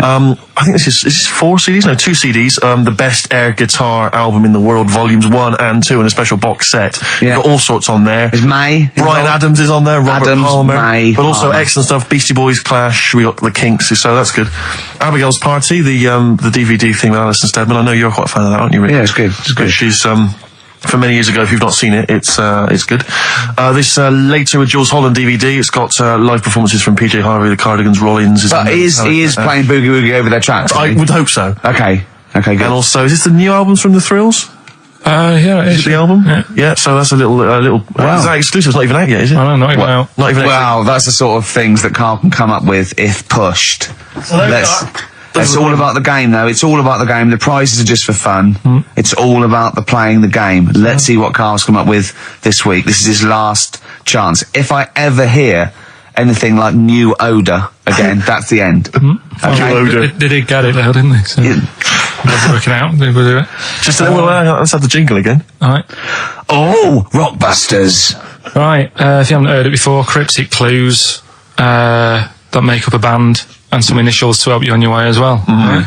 So. Well, you'd never get it without, but go on. First one. That fella likes sucking on iron. Right. That fella likes sucking on iron. Yeah. The initial M. Right. Okay. That fella likes sucking on iron. Right. That's the first one. Second one. The Jamaican fella spots a boat. Oh, God. Say that again. The Jamaican fella spots a boat. Spots a boat. Yeah. Right. The Jamaican fella spots a boat. Yeah, that's right, yeah. All right. Initial D. D. D. D. Okay. D. D. All right. And the last one, do you want a game of tug of war? Well, it's up to you. You own it. Right? Interesting. I've just got number 2. Right. Do you want... Oh, God. Right, The third one, do you want a game of tug of war? Well, it's up to you. You own it. And what's the initial? E. All of them again, quickly. Right, so the first one, that fella likes sucking on iron. That's M. Second one, Jamaican fella spots a boat. Right, that's D. And the last one, do you want a game of tug of war? Well, it's up to you. It's, you own it. Right? It embellishes it like it's a whole story by the end. That's E. Ricky.gervais@xfm.co.uk. Please don't phone in. Only. Email him. We cannot be bothered to answer the phone. Ricky.gervais@xfm.co.uk. Brilliant. White Striped. Excellent. Karl Pilkington with the answers to Rockbusters, the biggest quiz on radio, probably. Mm-hmm. Do you want to remind us the clue? No, you mean the crappiest quiz on radio? Yeah. Right. First one was that fella likes sucking on iron. Yeah. Right. The initial was M. Yeah. What was the band? It was Metal Liquor. All right. What's Metal Liquor? No, wait. I've never heard of a band, Metal Liquor. Metallica. Metal Liquor. You said Metal Liquor. I don't understand. Yeah, Metal Liquor. Metallica. What? No, say it again. Say it again and try and make Metallica sound like Metal Liquor. Metallica. Metallica. Metallica. Is he having a fit? Say it again. Make Metallica sound like Metal Liquor. Metallica. Metallica. Okay, next one. Right. Yeah. Second one, the Jamaican fella spots a boat. That was easy. That was D. That was Debage. You got that? Make it sound like the band. Debage. Make it sound like a Jamaican fella saying spotting a boat. Debage. Right. So you got that one. And the last one, do you want a game of tug of war? Well, it's up to you. You own it. Yeah. Right. That was E. That was your rope. Right. Europe. Europe? Right. Who did the final countdown? Yeah. So that's the... No, what? We've let that go? That's the 3 answers for this week. Who's the winner, Steve? Well, again, I mean, there are lots and lots of people who got it right, Rick. So I don't know if it's just us that think this is rubbish. Right.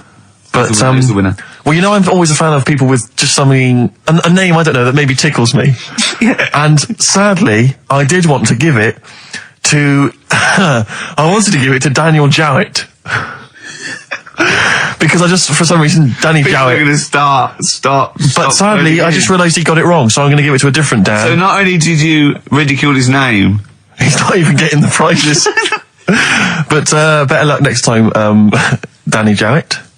Instead, I'm giving it to Dan Mason of Ilford. So he got them right, and he wins those prizes. All right. Well. Okay. More of that next week. I mean, what do we think? We'll do it next week then. Yeah. Again. Okay. What are you doing now? Got a record or what's that? Hoople. Bit of Motley Hoople. Oh, it's a Hoople. Yeah. The Hoopsters. Monkey News? Next. Right. Rockbusters. Yeah. Well, last chance. Definitely your last chance this time. You actually improved a little bit last week. You did a couple of good ones. Yeah. Same again this week. Wow. Up to the modern day, the newest game show around, Rockbusters. Isn't there a jingle? It'd probably be something like, oh, Rockbusters. It would be very along those lines. I've got to work it out, but I mean, let's go with that for now, and then we'll be ready next week. Excellent. The prizes, once again, sourced by Karl Pilkington. I think it's been in the prize bag before, Karl, but good to see it back. The best air guitar album in the world ever. Do they keep sending it back? Is that fun? It comes through the window, tied to a brick? Actually, there's a lot of good stuff on there. There's the Kinks. Knopfler? Is there Knopfler? Knopfler, I believe, is on there. Is Clapton anywhere to be seen? Definitely Clapton, I would have thought, a Deep Purple. We got Quo, Skinnerd, Mac, Snake is there, Straits, excellent, and there's all sorts on there, obviously. Yeah. This is always an odd choice, but fair enough. This is the current album by the Yardbirds, their first studio album in 35 years. So the new music station XFM giving away that. Excellent. I suppose it's new music in some ways. A Smash Hits compilation. We got stuff on there. It's Aha, it's Curiosity Killed the Cat. It's all the old favourites. Plus 2 DVDs. Columbo. What Columbo? It's got a couple of classic Columbo episodes there. Suitable for framing. One of the best TV programmes of all time. Why do I get... You can always tell immediately who the villains are. Suitable for framing. I'm assuming that's some kind of art dealer. Maybe an artist. Candidate for crime. Presumably some kind of presidential or political candidate. That'd be good, I'm sure. Columbo. I mean... Stab Woman. That was my favourite episode. Stab Lady Wife. I mean, to be fair, I'm not sure why. Who would buy a Columbo DVD? Like, you can't find it on TV. It's on now. It's on now. I guarantee, because someone could maybe email in, is there an episode of Columbo on now anywhere that got cable or digital? I think it will be. Almost certainly. But it is great. And the other DVD here is Cruise of the Gods, which was the one-off TV kind of comedy film that was on at Christmas, featuring Rob Brydon and Steve Coogan. It's good. Williams. So, there's a few gifts there. Not bad. Right, now we get to the real deal. Okay, this is what everyone tunes in for. This is Monkey News, I think. Not the music. Go on. Well, here we go then. Yeah. 3 cryptic clues and just work it out. Cryptic, but easy as that. Email in. It's email in. Alright. Well, what's the email address? ricky.gervais@xfm.co.uk. Well, don't say that I know it or care. I think. So the first one, he's got American coins all down his spine. Right? He's got American coins all down his spine. What band's that? What artist is it? Email in. What does it begin with? What? N. I know it, I've got it already. Right. That's rubbish, too easy. Yeah, right, go on second next. one, Jeremy Beadle has got arthritis. Right, Jeremy Beadle has got arthritis. Yeah. That's the second clue. The initials there, SLF. Right, SLF. Jeremy Beadle's got a little bit of arthritis. And the third one, Foxy, Shipman, and a country western singer on a merry-go-round. SB, right? So Foxy, Shipman, and some country western singer having a go on a merry-go-round. The initial SD, right? So email in. Ricky.Gervais. I'm intrigued with that one. I'm genuinely intrigued with that one. I like the fact there's a certain whiff of controversy about it, because Shipman is mentioned. I know, yeah. Oh, a little bit edgy, that. So that's the 3. He's from your neck of the woods, isn't he, as well, Shipman? Yeah. Yeah. I think my mum's mum used to use him. Okay, let's play a record. Well, you want to play a record or play some adverts? Do you fancy some ads? Oh, I'd rather adverts, well, yeah. So I've got some for you. Well, just get Rockbusters out of the way, right?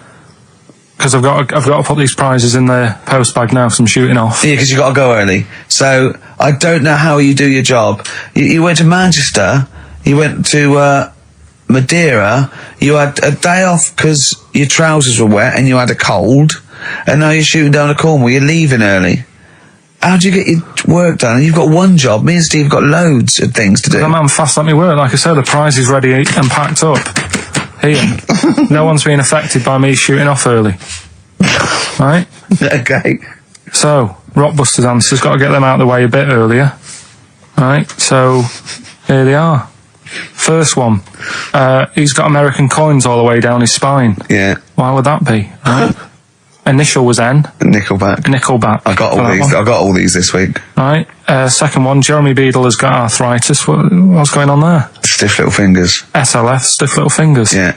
And the third one, Foxy, Shipman, and No, and a country and western singer, you said. Now, what's the initial? SD. Yeah, so spin doctors, yeah, I got that. And then I said to you, why is it a country and western singer? And you said Dr. Hook. Why is it Dr. Hook? Why does that give anyone the clue Dr. Hook? A country and western singer? It's just what was in my mind when I thought. Well, there we are. There you go. So it was change this to Rockbusters, or what am I thinking? You could have had Dre. What's in my mind? You could have had And the Medics. All right? Just think it through. Who's the winner? The winner, very lucky, Sandra Cassidy of Leon C. She gets all those great prizes. You know, we've actually had people emailing in saying this is the worst Rockbusters ever because it was too easy, it was boring. Oh. This is just, don't shoot the messenger. Oh, Other dear. people saying it really has run its course. Some people genuinely agree with Ricky. Oh, Karl, this must hurt, mate. Stinging attacks on you. Some people just slagging you off generally, saying that you whinge all the time. It looks like Steve was right when he sort of like poo-poos your ideas. So when he wheezed on your bonfire. Someone else, I swear to God, someone else emailed in and said, don't bother sending me the prizes, take them to a charity shop or pawn them, give me the money, I'd rather have it. So I don't know what to say, Karl. I just wonder if it really has run its course now. All right, well, we'll see what you come up with next week, then. Let's see what you do. Let's see what you come in with. Sure. Oh, yeah. About 5 to 1. I'm guessing you'll be popping in with another hip-hop track full of effing and jeffing. Well, I won't bring it into you, I'll do it myself at home, because obviously that makes it easier. Obviously you can't cope. Oh, dear. Are you actually going to be here next week, or are you still going to be in Cornwall? No, you see, there again, I'll be back in time. And in the week, when I go to, Cornwall, to see the Monkey World. Yeah, you're 2 days past the Monkey World. That still work. Yeah. That still work. What you're going to interview some of the monkeys? I love that. I love that. You were going, could a monkey live without bones? And so I'm going, Karl, shut please, just look at the monkeys and eat your ice cream. And that's work, is it? Right. Right, are we having Cheeky Freak of the Week? Do you want to do it? What time have you got to shoot off? Could do with shooting off sort of soonish. Okay. To be honest. This is not radio. Have you ever heard that on a radio show? Chris Tarrant going, I can't shoot off right now. I couldn't get a later train. I know! Why did you get a later train? There isn't a later train. So I couldn't get to Cornwall tonight if I had to. If I had to finish this show, I couldn't possibly get to Cornwall. Rubbish. Of course there's a later train. Oh, I've booked it now anyway. Right, well, that's the point, isn't it? Yeah, you're not thought whatever. I don't think the show's lost anything. I think we've still had the, Freak of the Week's coming up now. Anyway, Rockbusters, Karl. Should we get the ball rolling? Let me just find the gifts here, the little treats. We've got the album from the Coral, you know what I think about that. We've got Comfort in Sound Feeder. Well, it's just a novelty record, isn't it? Yeah. We've got on DVD more great comedy moments, favourite clips from the best of contemporary BBC comedy. We've got Partridge on the front there. We've got one of the guys from Red Dwarf and good stuff on there. Smash Hits, the reunion, more great 80s tunes. Catch a Goo Goo's on there, plus some stuff. Too Shy? It is Too Shy. Yeah. Actually, let me see if you can guess which one's from Tiffany. Well, yeah, I know it. The only one. I think we're alone now. Yeah, I think we're alone, yeah. Mel and Kim? Respectable? Mm-hmm. Human League? That'd be, oh, wow, what would they have got, Don't You Want Me? Of course. Yeah. Yeah. Uh-huh. Lies Take On Me? Yep, yeah. Well done. Madness? Baggy Trousers. Of course. Kim Wilde? Kids in America? Yeah, so there's just all those treats. If you like a song from an 80s band, it's probably on there. Yeah, okay. Plus we've also got on VHS Graham Norton, some kind of best of compilation from his TV show. So there are the... Hold on, is it the one where he talks to sort of female gay icons and looks at the internet? Because that's my favourite one. Right, there you go. Let's do Rockbusters. Right, email only, of course. Yeah. You email in ricky.gervais@xfm.co.uk if you know the answer. Right, first one. Bit of a cryptic clue if you haven't heard it before. Well, not cryptic, but go on. What is Karl thinking? If you go into France by boat, I'd get your fags on there because it's a lot cheaper. Imagine Bob Holness. Sorry, we're out of time. Sorry, your minute's up. You've won nothing. I was reading that question out. Sorry, right. So what's the... Let's do it again. I want it to be exactly the same, word perfect. I bet you it will change all over the place. He's lost it. Go to France, buy yourself a bag of cheaper. Okay, fingers on the buzzers. You've only got 10 seconds to win the gold run. Okay, first up. Here, I'll tell you what. No, seriously, if you're thinking of going to France, well, don't, because go on the ferry, get the fags there, because it's cheaper. Go on. Right, so that one again. If you got to buy some fags, you're going over to France on a boat, get them on there, because you'll save a few quid. BF. BF. BF. Okay. Right, the second one. This little foreign cafe's growing its own steak. This little foreign cafe is growing its own steak. Yeah. This little foreign cafe's growing its own steak. Go on. D. All right. Right. Okay. And the last one. Is that part of it? Hang on. He's the best, isn't he? He's the best. The Jamaican fella might have screamed this on the Titanic. What? The Jamaican fellow might have screamed this on the Titanic. Yeah. What's it start with? It's CD. That one. Jamaican fellow might have screamed this on the Titanic. Ricky.Gervais at XFM.co.uk. Please don't phone in. If you can get those, we just don't want to talk to you. Better Nelly? Yeah, It's a summer tune. It's a summer favourite. We ought to give those Rockbusters clues again. Yeah, go on. We've had very few contributions so far, Carl. I think you've really started. This might be it. I've told you, you're on thin ice. If this goes wrong, if it's rubbish, and if everyone doesn't get them all, that's the end of Rockbusters. Right, well, the first one again, right? Yeah. If you go out of France, right, by boat, you might as well get your fags whilst you're on that, because you'll save a few quid. Right? Different every time. BF is the initials of the artist that little cryptic clue makes up. The second one, little foreign cafe, it's growing its own steak. Right? That's D. Little foreign cafe, it's growing its own steak. D. And the last one, if there was a Jamaican fella on the Titanic when it went down, he'd probably scream this. CD. Right? So email in ricky.gervais@xfm.co.uk. Yeah, right? They're not flooding in, but yeah. Well, we'll see how we do. Rockbusters. Yes. I don't want you to have monkey news right now, because we've just had a little story there. Sure. You don't want to, don't want to go too far. Yeah, go on. So we'll get Rockbusters out of the way. Have we got a winner? Come on then. See, it worries me that we've had very few entries. I think that even your mental fans aren't getting these, which is really worrying. They must be terrible clues this week. Alright, well... has anyone got them right, Steve? I think there's just one guy, who I suspect has won in the past. Well, so what? Right, the first one. If you go out of France by boat, you might as well buy your fags when you're on that, because you'll get them a lot cheaper. Brilliant. Right? Yeah. BF. Yeah. Buy it ferry. Right? That's like... What? Buy on ferry. What? Buy on ferry. What's that? Is that a band? What is it? I don't know what it is. Brian Ferry. Brian Ferry? What's that got to do with buying on a ferry, though? Just because it's quite close to it. Buy on ferry. What? Buy on ferry. Sorry, what's your first language? The second one. That's rubbish. That doesn't count. No, Brian Ferry. Brian Ferry, buy on ferry. There's this little foreign cafe. It's growing its own steak. That's Delamitri. The third one. What? Sorry, what? What is that? What is that? Delamitri. Delhi is a little foreign cafe. Yeah. And a meat tree and that. A meat tree? A meat tree? What were the initials for that? Just D for that. Just D for that? Yeah. So not DA? So you didn't even give him a chance to get the group? Well, they got it.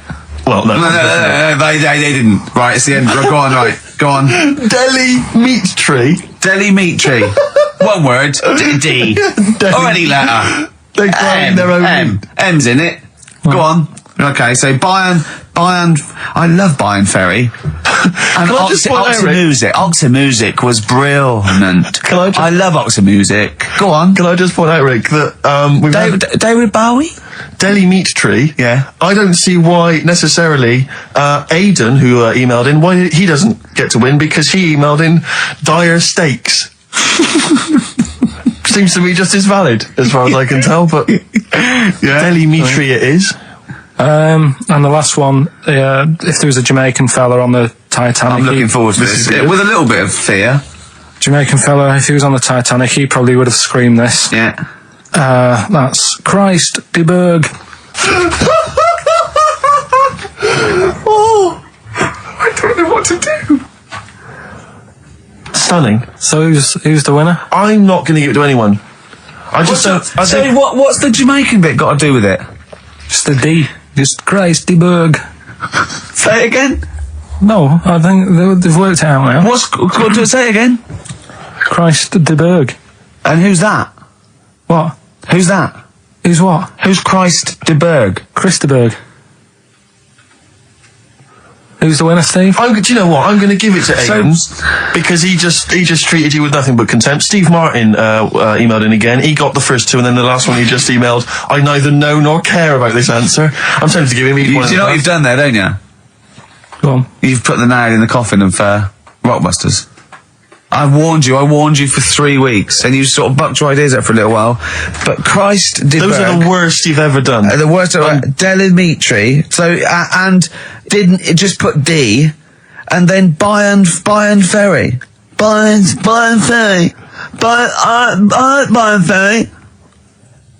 So, is that it then? Aren't we doing it Play anymore? record. Aren't we doing it anymore? I'm ashamed. You're an idiot. Are we doing it anymore? I'm just going to keep saying you're an idiot. Play a record. Are we doing it Have you anymore? learnt nothing from Dr. Fox? Yeah.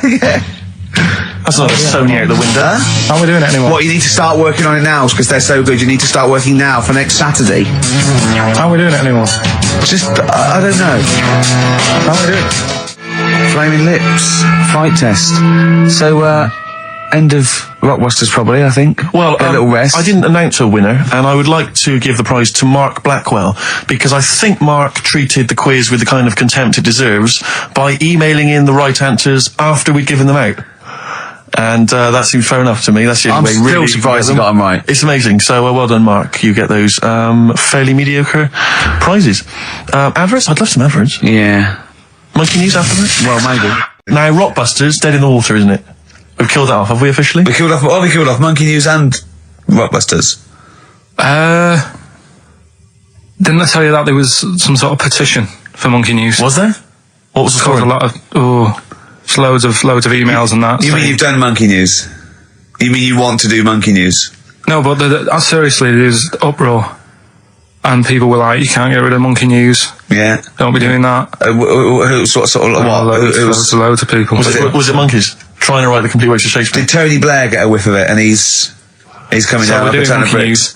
And Rockbusters, Steve, if you've got a better competition, then we'll do yours. That's fine. Do you know what I mean? If that's what you want to do, we'll do. What did you want to do? No, I was just wondering whether we should perhaps not do a quiz at all, rather than do that piece of rubbish. Might be better to have nothing. Might be better just to have silence during that part of the show than have Rockbusters. I don't know. If I give you the clues and that, and if you think they sound rubbish, we're not doing it. Well, I know that. I guarantee they're going to sound rubbish. All right, let's make it the last Rockbusters then. This is the last Rockbusters. Well, it depends. This is okay. This is just, if it's good, you get a reprieve. It's all about this. Okay. Okay. Go on then. Let's do Rockbusters then. Oh, we're doing it now. Should we play a record and do it after that? Do it after. Well, I'll tell you what. I'll tell you the prizes and then we'll come back with the clues. Because I've dug up that REM track. Excellent. So it's an interactive show. Okay, we've got the best summer holiday album ever. What we got on there is Elvis versus Junkie XL. That's brilliant. Holly Valance is on there. Yeah. Laz Ketchup. It's all the stuff that the XFM listener is craving. Tribute to the Ramones album. We got Red Hot Chili Peppers are on there. Metallica. Street Legal from Bob Dylan. That's nice. Brilliant. Did you just buy that in the 4 for £20 from HMV deal? Fair enough. Once again, a good album. The Talons of Weng Chiang, a Doctor Who classic.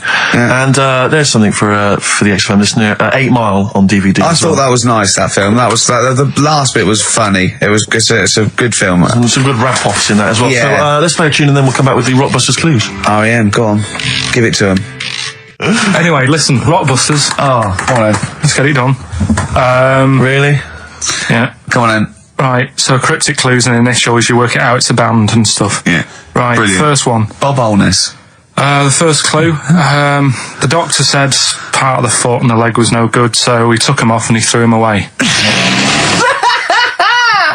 That's the clue, the initials TB. Okay. TB, right? The doctor said part of the foot and the leg was no good, so he took them off and threw them away. Second one, the Scottish Monster has got a bit of a tan, right? The Scottish Monster has got a bit of a tan. Okay. That's TD, right? And the last one, well, the 60s singer had a heart attack whilst he was having it away. We won't be seeing him again. Right, and that's FNM. Well, the 60s singer's had a heart attack. He was having it away. We won't be seeing him again. Email in ricky.gervais@xfm.co.uk. Remember, this is to save Rockbusters. If people don't get this, right, it's no more. So you better, if you want this feature to stay, you better get the clues. Right? Good work, Karl. We'll give those clues again after the next tune. What are we playing?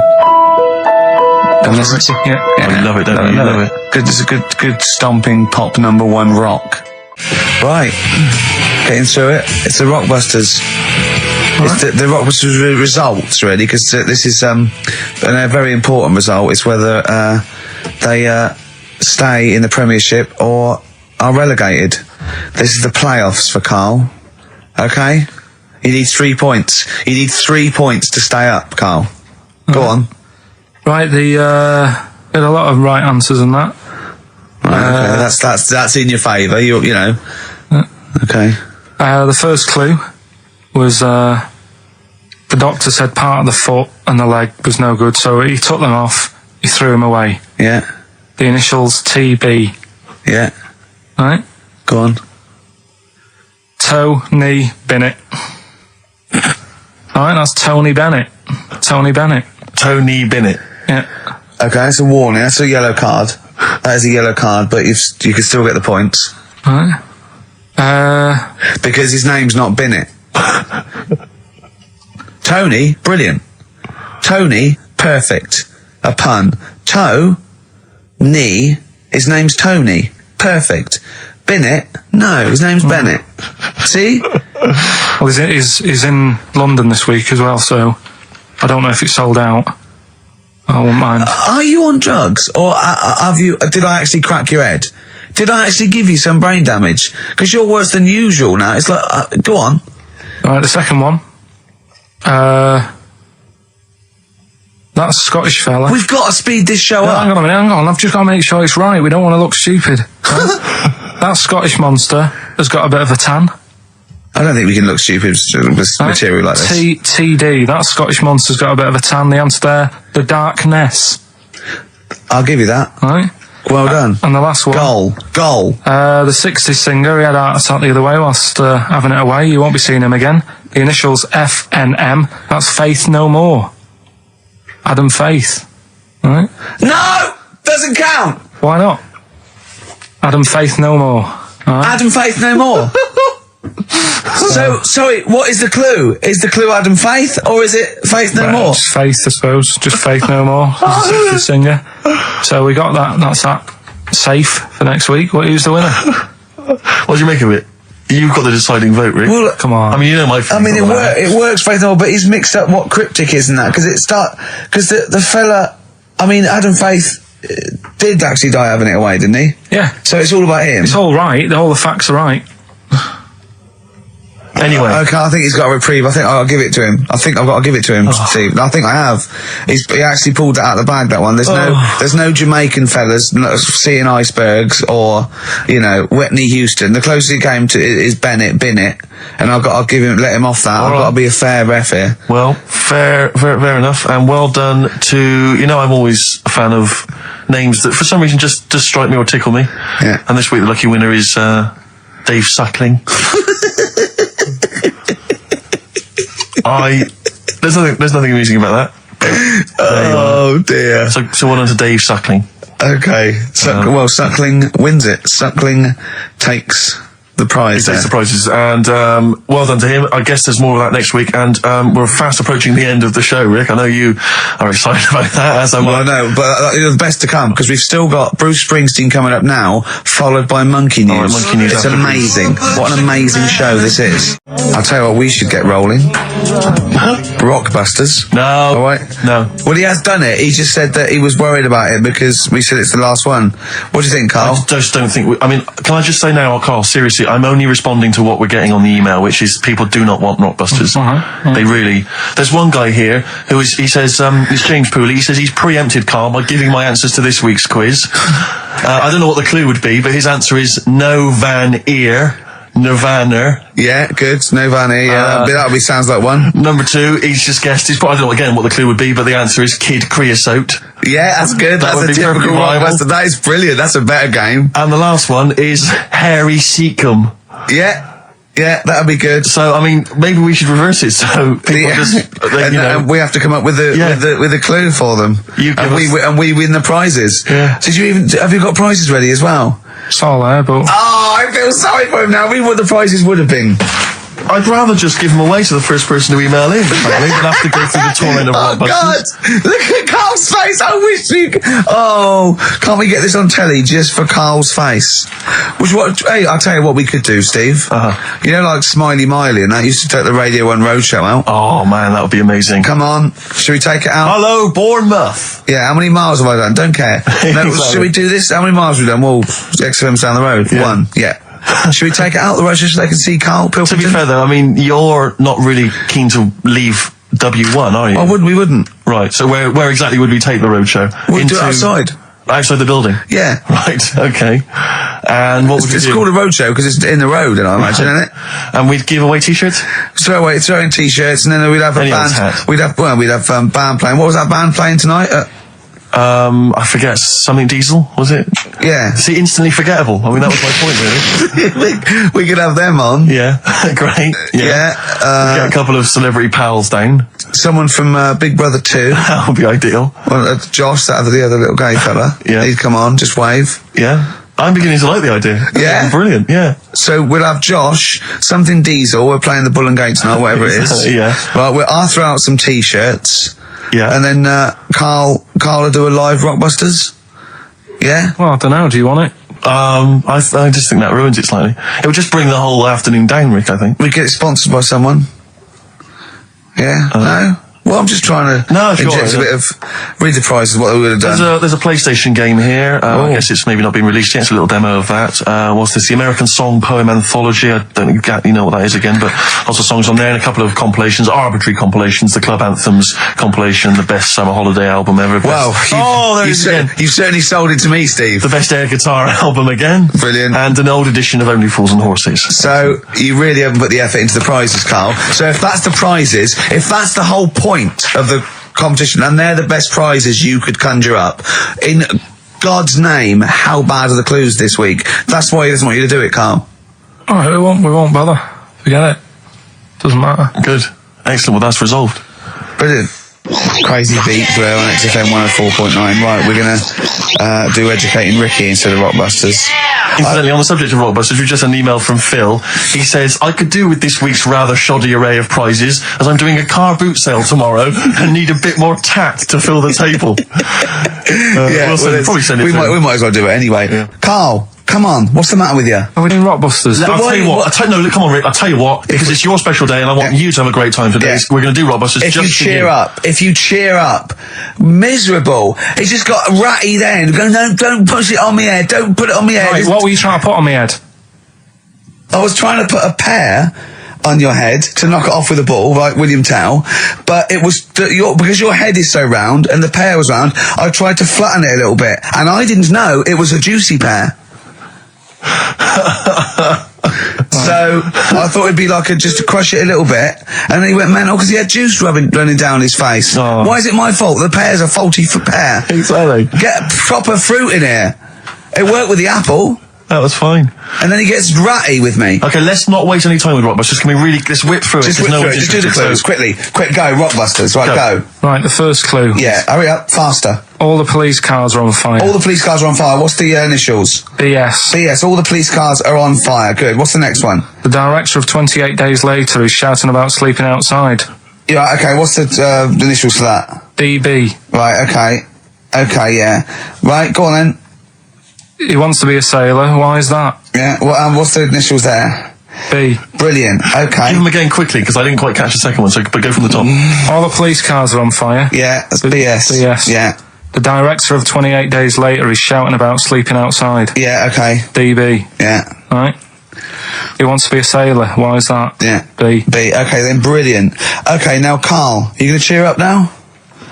Email only, Ricky Gervais at virgin.co.net. Radio 1 Roadshow. Smiley Miley. So have we got a recap on Rockbusters? No, just do the... Has anyone got the right answers? Has anyone got the right answers? Let me just check here. Here's one from someone who just says he's given an answer. Answer to number 1, I. Number 2, don't. Number 3, care. Right, okay. Is he close? Has anyone got 3 answers? I can't find one with 3 answers. So, again, you've done something wrong, Karl. No. No. This isn't radio. This isn't radio. Play a record. There you go. Someone's got it. Give it to them. Fine. Okay, give us the clues again. We'll give you the answers straight away. No fanning around. Yeah, Right. it's really pointless. Number 1. Yeah. All the police cars are on fire. BS. BS. Yeah. What was that? I can think of something. Go on. Blazing Squad. Brilliant. Okay. The director of 28 Days Later is shouting about sleeping outside. Yeah. That's Danielle Bedingfield. Right? Danielle Bedingfield. Right, we'll never let him do this again. I told you I washed my hands of it. I know, but I Why just did you thought... let him? Why do you... Because he was grumpy. But this is what happens. Look what's happened. Danielle Bedingfield. That's what happened. The director of Dan, right? All that for Dan, about shouting about being Danielle Bedingfield, right? What's the last one? He wants to be a sailor. Why is that? Yeah. Beyonce. What does that mean? Beyonce. He wants to be on the sea. Play record. You're never doing it again. You just signed your death warrant. What have we done? You're never doing Rockbusters again. And if Monkey News is back, they would ban that as well. And we're serious this time. So Joe in Catford, stuff off to you. Oh, I can't believe what we've done. He's doing the shout out. There you won. Well done on that. What have we done, Rick? What have we done? There's a little sailor fella. He wants to, join the Navy. Why? Beyonce. Knowles is his surname. Yeah. Midshipman Knowles. Mr. Gervais with me, Steve Merchant and Karl Pilkington, possibly for the last time. And as a special treat, a return, sort of like a summer special, an end of term, a gift to the fans. Karl is bringing back Rockbusters. Do you want to explain it? Rockbusters is basically Blockbusters, completely ripped off, done with music, that may or may not be a cryptic clue, and may or may not be the actual band name, and may or may not be the actual letters he said they were in the first place. Do you want to sort of describe one, though, in case someone's a new listener? Exploding Pet was Atomic Kitten. Yeah. AK. Basically, for those of you who are new to the show, this is the final show, Karl reads out what he considers to be a cryptic clue. It's not a cryptic clue, it's just some words. Just a string of words. Yeah. And from that, you are supposed to deduct the name of an artist or a group or a band. We've had things like the Jamaican fella swinging a fish round. That was D-Trout Spinners. D-Trout Spinners. So that's the level of intellect you are getting from Karl Pilkington. What was the one? Just do the competition, what? I was thinking, she fell down in Texas? Whitney Houston. She fell down into a puddle in Texas. On a knee, Whitney Houston. Yeah, so you said it twice, it's not cryptic, so just do it, come on. Right, so there's 3 of them, and you email in your answers. We've got some good prizes today and that. Right. Well, let me take the prizes. They aren't bad. Whiz through it, because this, the competition's bad enough, let alone just listen. What's he got? 3 DVDs and about 6 CDs. He's got the young ones and all that, like TV things. There's some great CDs, yeah, go on. Right, so the first one, cryptic clue. This vegetable started life down under. Right? This vegetable started life down under. The initials K-O. Right? K-O. This vegetable started life down under. Second one, the things that you normally find on the beach, right, I've been found floating around the moon. Right? Yeah. That's, I think it's TS. You think it's TS? Yeah. You set the questions, but you're not sure. So the things you normally find on the beach have been found floating around the moon, right? And the last one, well, if you put that many in the post, I'm surprised I didn't receive one. Right? He thinks they're great! Well, he thinks he's brilliant! Well, you know, if you put that many in the post, I'm surprised I didn't receive one. Is it acting? He did all the... yeah. The initials there, FC. FC, right? So you email in the answers, ricky.gervais@xfm.co.uk. Win that Hey, stuff. let's slam dunk in some sounds. Well, slam dunk some ads first. Okay. Coming up, Telegraph, just keep listening because Monkey News is coming up. And should we do the results of Rockbusters, the worst quiz? The best quiz. Best quiz on radio. Do that shortly, although, Are we doing Rockbusters? Or Yeah. Oh, she sent you in there to read up on Einstein. She comes in and finds that. Oh, brilliant! Anyway, Wait a minute, can I just a final question. What did the woman across the way... What happened? What was her I reaction? didn't look again. I just thought you've seen a bit of action as well. We're both happy. Let's leave it. Brilliant. So were you waddling around like a penguin with your trousers around your ankles? I just was walking about and Suzanne said, "What are you doing?" I said, "I'll explain to you in a bit, but don't look out the window because then it's Excellent. obvious." Then he sees, she calls her husband to look at Karl going naked. He goes, "Oh, she's got a... Quick, Suzanne, get him out. There's only one we can do. Get some more friends. They've gone one more." Anyway. Brilliant. Right, play a record and come back to Rockbusters. And Monkey News. We haven't got enough time. Do Rockbusters. Oh, God almighty. Hanging round off Transformer. A little bit of Lou Reed. Nearly finished. 12 minutes until We Are No More. But don't forget, Monkey News still to come. Well, yeah, don't forget that. Monkey News still to come. But now the answers to Rockbusters. Right, do the clues. Alright, the first clue was this vegetable started its life down under. The initials were KO. That was Collie Osborne. Alright? Collie Osborne. The second one was... No, what are we letting that go? Yep, we haven't got time, mate. Well, it's just not the word. We haven't got time, mate. Also, cauliflowers don't start down under. They're on top. It's not like carrots. No, down under is in Osborne. It was born in Oz. Osborne. Right. Collie. I thought you meant started. Her name's not Collie. Right, the second one was the things that you normally find on the beach. Right, they've been found floating around the moon. That's the space shells. Right, specials. We're going to just tweak it a bit. This is rubbish. I mean, I tell you, no, this isn't even funny though. I mean, they're no good at all. Cryptic. It's not cryptic. It's wrong. It's not cryptic. The last one was well, if you put that many in the post, I'm surprised I didn't receive one. Go on. That's FC 50 cent.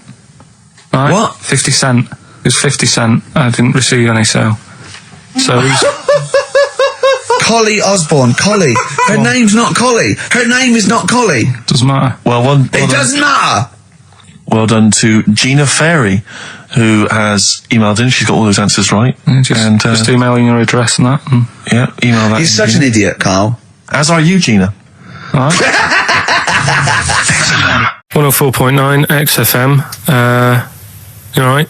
This is Karl, producer of Ricky Gervais and Steve Merchant. They're not about today. Ricky's on holiday. Steve couldn't be bothered. So I'm left here with all the DATs. That's a digital audio tape of all the shows they've done since they've been here over the last, I don't know, year and a half or something. So we'll play you some of the best bits. All right, so here's the first bit. Exactly. Karl you had to go to one of those well clinics, didn't you? No, I'm gone. Why? Because I'm not happy with it. What? I'm not happy with the whole... Well, it's just... Do people know what them places are? They'll give you a whole... Have you heard of them? Yeah, I've had one, yeah. They check everything. Which, you know, Suzanne, my girlfriend, was like, you know, you're 30 odd now. When was the last time you went to the doctors? And I haven't been for ages because I don't. No, I never go. I never go unless I think I'm honestly gonna die there in agony. Think they can always find something. Jane made me go to one of those things, those boot things where they do it's couple £100 and they give you a complete head to toe, don't they? But head to bottom is what it is. They do the old finger up the arse thing. Now, what is that testing for? Well, I like that he said it quietly, because he's on the radio. You can't say arse. Yeah. I say it quietly. Say it quietly. Yeah. Arse. Yeah, arse. That's what our mistake was, because we got a complaint upheld, didn't we, for saying... And I'm talking about a male chicken here, which is a cock, as you know. Yeah, and we said that word, right? So if we'd have gone, cock, we'd have probably gotten away with it. You can get away with murder. If you just... Yeah. If you just whisper it very So go on then, yeah, so... I'm not going because I'm not having that done. I don't understand what you're going to find up there. That's your head. No, but why can't we just? I mean, it's the heart that I worry about the most. Do you mean that in a kind of romantic sense? No, I mean if they'd have to have a long finger, wouldn't they, to check that out? They go, "It's something wrong with your left ventricle." Yeah. Now, this thing about the doctors, they hold your testicles and they make you cough. Yeah, they don't hold the testicles anymore. They just put it sort of like by the side of them. And what's that testing for? I don't know. I think it's something to do with if you got something wrong with your diaphragm or something like that. You can't do it when they press there. I don't know. It shows them something. So it's not doctors having a quick feel. Right, so you can't. well, that's good, because do you remember when Karl said he's going to die of cancer? And I said, why? He said, I don't check my balls. I said, why? He said, I don't like the feel. So they feel it for you. They feel them for you, and you can just relax, shut your eyes, and think of England. But don't mess with them. What do you mean? You can do more damage messing about with them. Just leave them. It's two anyway. You can afford to lose one. Yeah, I don't think that's the point. I think the point is it sort of spreads, doesn't it? You've got to check the... No, I mean, I'm not saying, if don't do it, because they spend a lot of money saying to people, have a quick feel if you've got the time, what have you. But I don't worry about it. Leave it alone. Why, out of interest, why do doctors stick fingers up your arse? Check the prostate. Check the prostate? Yeah, because if it's swollen, it could lead to all sorts of problems. Again, they're not having a laugh, Karl. They're not going, hang on, look at this bald little mank fella. But there's no nice way. I'll feel his balls, stick a finger up his arse and send him home. 300 quid, please, on you go. What about me art? It's fine. And they're all laughing. Roger, Jeff, stand behind that two-way mirror.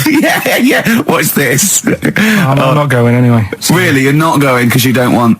No, I'm not happy with that. It doesn't even matter. It's not the fact he's a stranger. If it was someone who I knew, it'd be just as bad. Imagine that at a dinner party. Oh God. Oh look, hello, Roger and Selena. Do you mind, Roger? Do you mind? Would you allow any of the celebrity doctors to do it though? Dr. Dre, any of those? Doctor Who? I just don't understand in this day and age. Would you allow Christopher Eccleston to stick his big northern finger up your... Do you got a song on anyway? In the week, I called Karl up. I said, "How are you, mate?" He went, "Not too bad." Now, as you know, his girlfriend's been away for ages, hasn't she? Covering the World Cup, the African Nations Cup. She's a sports journalist. Well, yeah. All right. Okay. I love the fact you're thinking, what does that mean? Like, well, she's not much of a journalist, Rick, to be honest. I've read some of her stuff. No, but she's not on air. She does stuff, behind the scenes. Yeah. Sure. A lot of journalists do. You always want to make clear that you're not going out with Kate Adie. That's what you want to make clear, isn't it? Yeah. Now... So she'd seen none of the meteoric rise of Karl as a broadcaster. She's been away for the whole time since you've sort of become a wit, a cult figure, to be honest. And he hadn't told her this. So apparently he went home and she was sitting there looking a bit grumpy. He went, "All right." She went, "Yeah." She went, "Should we go out then?" She went, "I'm not sure I want to go out with an idiot." Right? Oh no! Yeah. And she went, "Loch Ness Monster. Why don't you just think? Of course the Loch Ness Monster lives in Loch Ness." And she was giving a bit of a hard time. And she went, "That's why he said, "That's why I didn't tell her. I didn't tell her really." Same thing happened when I was at school and I had to play drums in Little Donkey. I didn't tell my parents, right? But my dad turned up anyway. And what happened?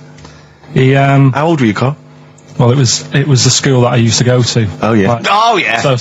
You went. You used to go to the school you used to go to. No, but what I mean is, I didn't go to secondary, did I? So I missed a lot of that. Sure. But primary, I liked. Oh, it was all colouring in and stuff. Yep. And it was a Christmas play, and I managed to get a part in it.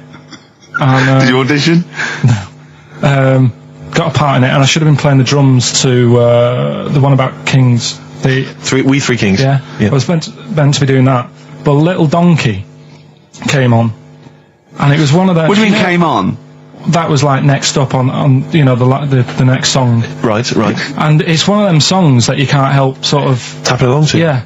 Do you know, like if I was to go yeah, you'd have to finish it with. Yeah. Do you know that they actually send that into space? Do they? And what, hoping that aliens will respond with that? Yeah.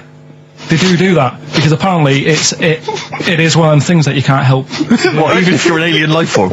Yeah. They know that, do they? Yeah. But anyway, what, because they watch Star Trek or something? Hello. Knock knock. Yeah. No, seriously. Is it true? Like if you send out knock knock into space, they have to say Oggy. Ah, that is great. Seriously.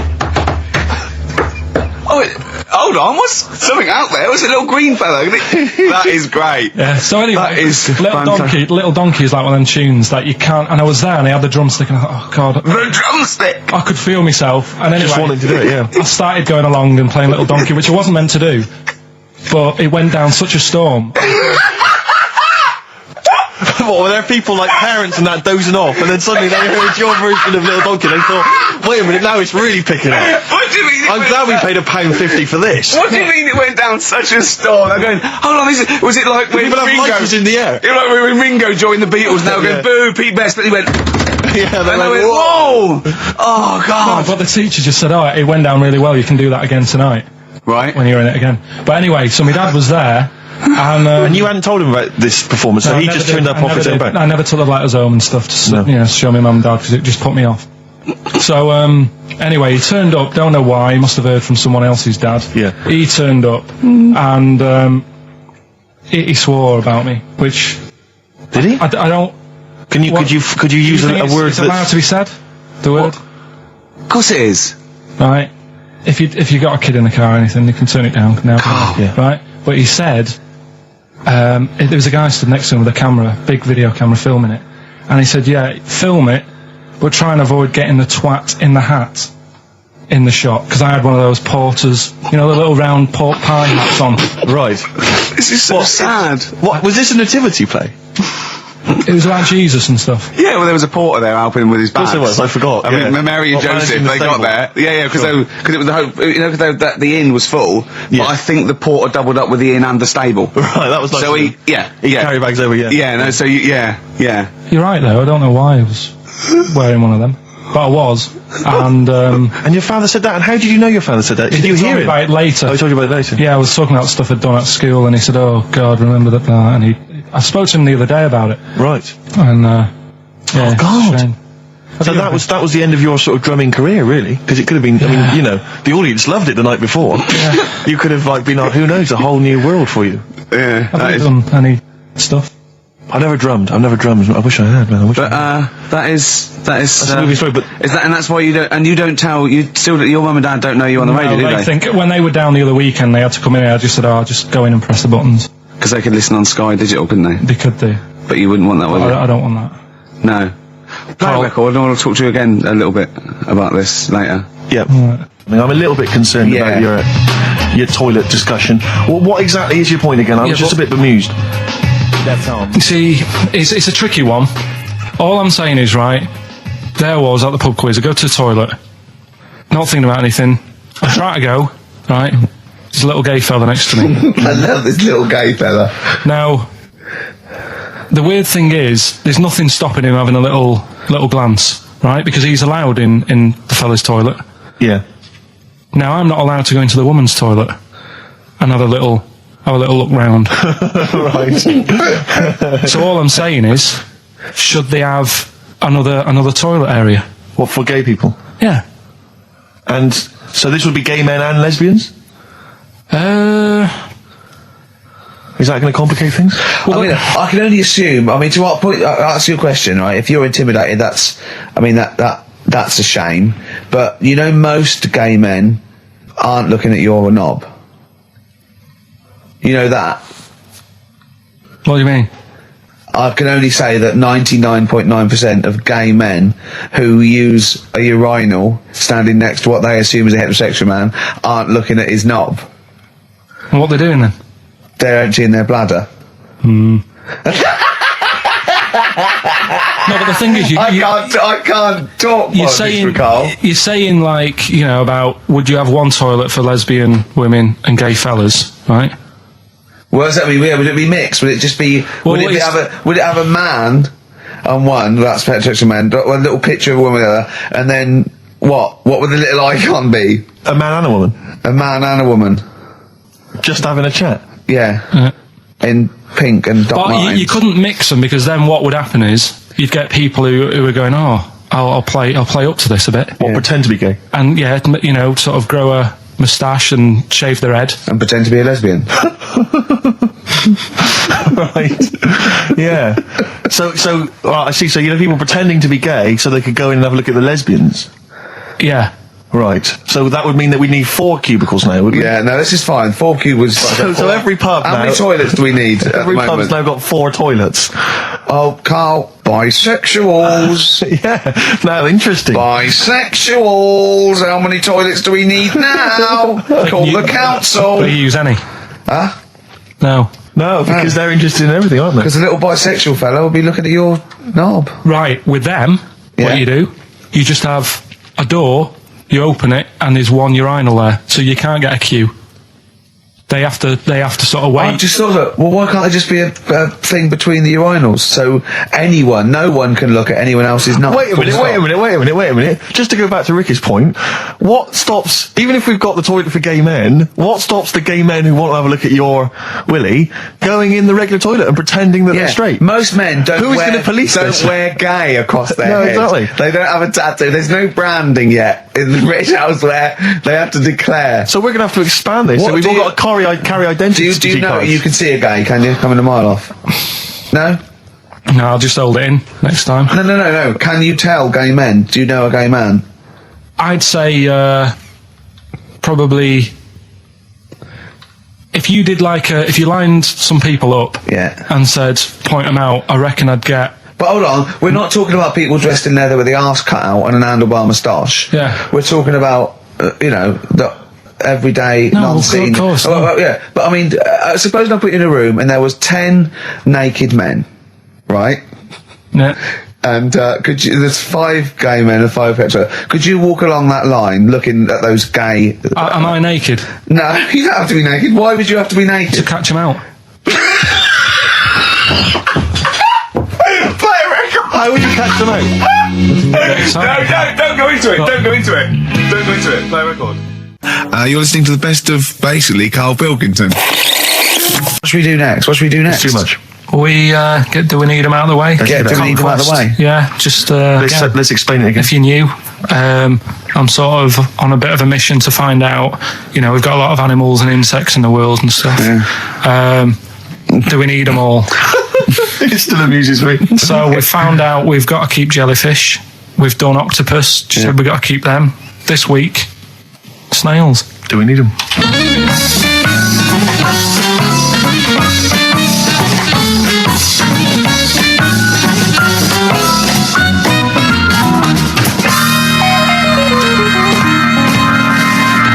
Just doing some research, right? I'm sort of working my way through different creatures and insects and stuff that's on the planet. Yeah. Right? And finding out if we need them or not. Right? Yeah. Do you know much about snails? Sea snails? Well, yeah. Snails in general. Don't know much about snails, land snails. I know a bit about sea snails, like whelks, top shells, that sort of thing. Would you say they're important? What sort of sense do you mean by important?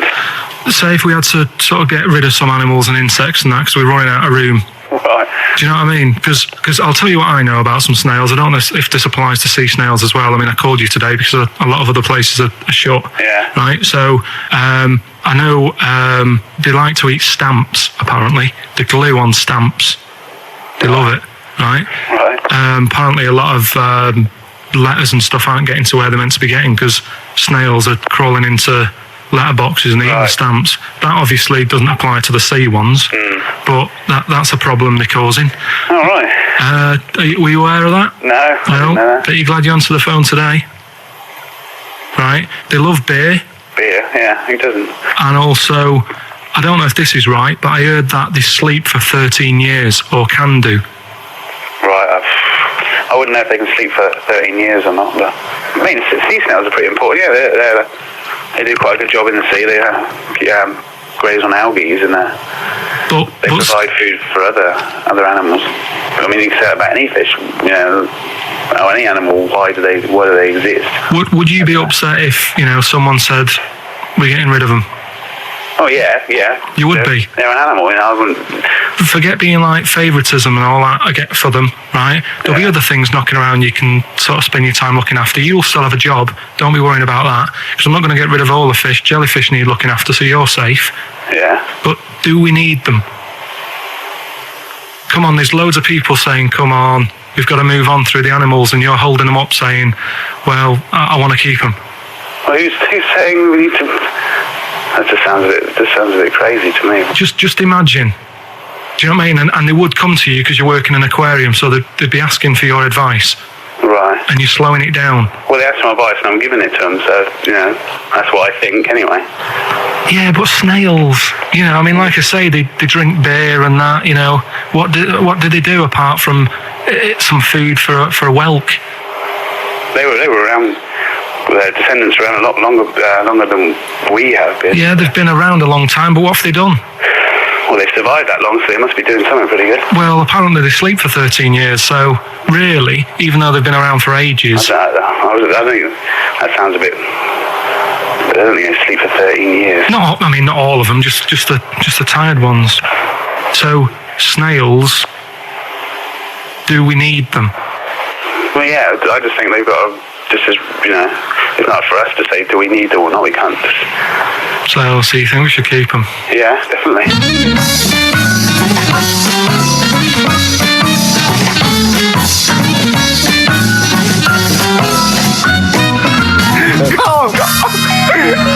Carl, I'm proud of you. That was getting really quite annoyed. I know. What did he think he was doing? What? I don't know what you tell these people. I mean, you don't get their permission to play this out, do you? You just don't say the that. thing is, right, I sort of told him what it was about, but we won't say who he is or where he works, because it doesn't matter. I just needed to speak to someone who knows. I know the fact that you were trying to get an answer out of him by suggesting that he would be safe, because he could look after jellyfish if he gave the okay to destroy snails. He was getting livid, you can tell. Oh, God. Brilliant. So they've been around a long time, but what have they done? That was great, Carl. Play a record. Well done. Bit of Amy Man. Oh, I'm obsessed with this song, Red Vines. It's brilliant. When we were talking to Carl in the week, the thing we're talking to Carl is that you come up with something that's sort of like quite innocent, and he goes, once, right? And you realise that it's comedy dynamite. He doesn't know it, but we want to go save it. And he let out, you were filling in a form, weren't you? It was all like your girlfriend thinking you're a div. And it's happened before, isn't it? Because she came home and you'd filled out a form to get a job once, hadn't you? Yeah. What was that for? Granada Telly. And on it... Well, let Carl explain. Yeah. You see, this is what annoys me with job applications, because rather than just saying, do you want the job and what can you bring to this business? Yeah. Do you want the job is a good one. Because the thing is... That's sort of going for the boys. No, listen, right? Because if they say no, I don't think they want the job. Yeah, but listen. Go on. I mean, I presume with what you do, you have to take people on and stuff. What, in a fight, you mean? You know what I mean? Yeah. And I think it's more important that you're willing to graft and put the hours in. Sure. Than say that, you did well at school. Yes. Sure. Because if I wanted to, I could have done well at school. Of course. I just didn't want to. Yeah. So where's this going? So you had the application form. So when it came to the qualifications bit and that, I couldn't fill them in because I didn't have my qualifications. And it was also asking about your languages. And I put down English quite good. English quite good. And his girlfriend came over and seen the form that he'd sent off. This was a copy of it. Yeah. And so she went, oh, you know what I mean? So that's what started, the disappointment. So they're going to get that and think that you're not English. I don't think I've got it. It was ages ago. Right. How long ago was it? Oh, well, it was when I was still in Manchester, so 5 years ago. I don't think you've got to know. I think you'd... That could be a long list. I mean, there's probably a lot of admin problems in that organisation, but they probably... But what I meant by it is that I can speak English, but I don't know all these long words that people use all the time. Yeah. Oh, God. Oh, can I just tell this quickly? In the week, I'm talking to you now, the listener. Usually I don't. Yeah. Karl said, about embarrassing him on air and that, and he's worried about his education, and he was worried about not knowing long words. Like, we come up with any long words. And he said, no, I was scared, you were going to ask me something about, someone, and he's Eastern European leader. His surname is Milosevic. And Karl said, so I learnt it this week, and learnt it so you can't catch me out in case you start. I said, what? And he said, he thought about it, and he went, Flobodan Milosevic. Got the surname right though, didn't it? So what's his name? Right? What's his name? That's how Bill and Ben would address this leader. How would they have said it? Flobodan Milosevic. What's his name? Slobodan Milosevic. Yeah. Well done. Ricky Gervais with me, Steve, and Karl. Karl, why have you got a headache? You got a headache? Just a bit stressful because the moves on this week. Are you leaving house? Oh, by the way, the XFM listeners came round to my house and bought the futon and table. Did they? Were they happy with it? Quite normal. They were well happy. Yeah. Couldn't believe the luck with it. What do you mean quite normal? What do you mean quite normal? Well, it's always a bit scared, isn't it, getting people round. I imagine they were scared. And were they excited to see you? Could they? I mean, they were, could you tell that they were pretty pleased to see you? No, I don't think so. I mean, You're Karl Pilkington. Yeah, but the fellas sort of, they brought the whole family round, which was a bit odd. Well, it's not often they get the chance to visit a living creek. Anyway, they were nice. And you're moving now, yeah? He said he phoned me up today. It was absolutely tipping it down. Right? He had to cycle in, right? Because he said, because of the move, he doesn't want to leave his bike round there. Right? And he said, and Suzanne, I can't say this in case he's listening, can I? He won't know. He said Suzanne's hired the oldest removal man in London. You should hear him. And the thing is, right, we booked him because everyone else happened to be booked out, but this fella's free, right? So he called up this morning. I've never spoke to him, but he was on the phone. He sounded about 90. Yeah.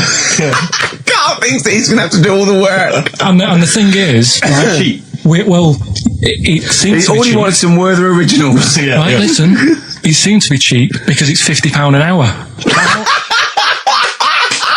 But how long is it going to take him? Yeah.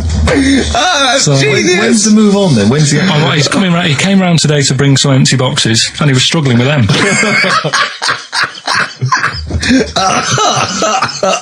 So it actually happens on Wednesday. Oh God. Anyway, so. Richard, let me say you were laughing and almost had a heart attack. Doesn't bode well for the boxing match. I can't for the moment, I've had my Lemsip. Oh, that was great. That was very, very funny. What a wonderful clip that was. I enjoyed it. Do you remember that? Yeah. Wow. It was a few weeks ago, wasn't it, really? I think it was last week. We'd have to have very, very bad memories not to remember that hilarious clip. I'd like to hear that again maybe in a couple of weeks' time when I'm away. Yes, absolutely. It's embarrassing, isn't it? And but the good thing is, on telly, I feel a bit guilty about putting out shoddy rubbish because I'm getting paid an awful lot. Yes. But here, I don't give a They can bleep that. They will do. And now it's Karl's bit. It's the re-education of Karl. He's like Liza Doolittle. And now he's coming to, or Lawnmower Man, if you've seen that film. More like Lawnmower Man, if you've seen the film. You know what I mean. And his homework was to just study quotes, really, on happiness and stuff and general well-being. He's not a big happiness quote fan, are you, Karl? Not really. So what have you done? You've come up with something, haven't you? Right, yeah, I told you, right? Because a lot of these are just things you say every day. They're nothing special. So what I'm doing... Well, you say them every day. Well, the sort of things you come out with and you don't even think about it, do you know what I mean? Yeah. They're on the TV all the time. People on the radio are saying these sort of little quotes. Sure. And what I've done is, remember that programme on Channel 4, Faking It? Yeah. Where they got some, posh kid to be on a door and all that. What I've done, I've... Imagine if that was the pitch for the show. Dear Channel 4, just gonna get a posh kid on a door or something? Yeah, Yours sincerely, Karl. Come in. Yeah. TV producer. Yeah, go on. So what I've done, this little book of quotes, happiness quotes, I've picked two that are real. Okay. And I've made one up, right? And we've got to guess. And you've got to guess. Okay, then, it is. go on. Well, I'll tell you what, Rick, why don't we, when we've heard them, we won't confer. No. You'll write down yours, A, B, or C, and I'll write down mine, and we'll see how it Okay, works. Carl, off you go. Right, and just because I'm looking at this book, it doesn't mean I'm actually reading. No, I know. Don't worry, I know. we're clever. No, we know. We can't see. Feel like call my bluff. Yeah, go on then. Nothing is worth more than this day. Okay. Yeah. Yeah? All right. Yeah. The way I see it.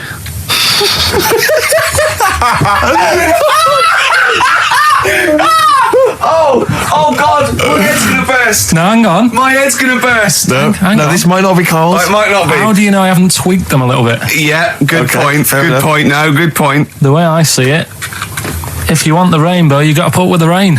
Yeah. Okay. All right. All right, yeah. Okay. Hang on. It's not here. Come on. Cat food. Cat food, come on. It stinks a bit, but if you don't put up with the smell, the little kitten will die. Steve! I don't know what to say! I don't know what to say. Imagine this is faking it. Imagine their faces when he says that. And they're going, oh my God. Oh. Carl, play a song, mate. We'll have to confer on this one. Well, that's just amazing, Carl. Just read them again. Two were real, one was fake. Go on in. Right. First one. Nothing is worth more than this day. Excellent. Next one. What does that mean? Well, cherish now, cherish your time. Okay. Because you can't get it back, and you know that's the way I saw it. Carpe diem, whatever it is, seize the day and all that. Okay. If you want the rainbow, you've got to put up with the rain. Yeah, of course. Yeah, rough with the smooth. You know, it's not all plain sailing, but you know, rainbow's beautiful, but it comes because of the rain, which you might not like. So make the most of everything, and good. Cat food doesn't smell good, but if you don't put up with it, then the little kitten will die. Right, no, Carl, that is a good effort. Now, that one's yours. I mean, obviously, right? Right, no, but it's a good effort, right? I mean, it slipped seamlessly into the others. Yeah. Don't think it didn't. No, but it's good. I mean, we knew it was that one. But what I will say is, it's good, but what you don't know, maybe subconsciously, is, I mean, it's very similar to the putting up with the rain and the rainbow. But that's good. Why do you think that? Well, what does mine mean? Well, even though it smells bad, it's good for something. Right. So I didn't look at it like that. What do you look at? I kind of thought... Was yours more specifically about cat food, generally? Because, you know, normally it's an analogy. Yeah, or a metaphor for something, you know. Well, no, the way I mean, Dolly Parton, who I think did the rainbow rain thing, she wasn't specifically concerned about weather conditions. No. It was a sort of general idea. It's all about life. Yeah. Well, that's what I've done. Go on. I've used an everyday thing. Yeah. And put it with today's problems, right? Go on. So, like, my girlfriend, she might like to go shopping for clothes. I hate it. Right. But because I love her, I put up with it. Ah, that's nice. Yeah? Yeah. So, you love that little kitten. You can't stand the smell of the stuff you got to feed it. But because you love it, you go, well, you know, I'll pull with this just for a few minutes, and then I can, like, squeeze its head later and give it a little... Sorry! Squeeze its little head. Yeah, well, that's just the thing that I do with cats. Put it in a bag and drown it in a lake. I can feed it and then I can throw it against the wall. So you didn't see it like that, did you? No, that's very good. So it's about love, is it? It's about putting up with the bad things for something you love. Yeah. Well, that's nice. But Carl, you seem now to be convinced and rather smug that you've tricked us and that you've fooled us and that we didn't understand it. Well, I say that's your fault, not ours. No, it's not, though. I mean, look, that man in Forrest Gump, he was a bit of a nutter. And he came up with the life is a box of chocolates thing. Yeah. Now, if that was in this book, you say, oh, yeah, brilliant, you know, good bit of work. But if he was sat here doing the show with you, you'd be taking the mickey out of him. Sometimes I feel he is. No, but Carl, I could. In fact, if people are out there, we're too lazy. Could you write down everything Carl's ever said? Because I think we could publish that. Yeah. He said one today. He saw my salamander. It's not a euphemism. He saw my salamander, and it's just sitting there in the tank. Your exotic pet. Yeah, and he's worried about there not being a lid on. And he said, I went, what were you about? He said, well, he said it sits there for 24 hours a day, obviously planning to get out.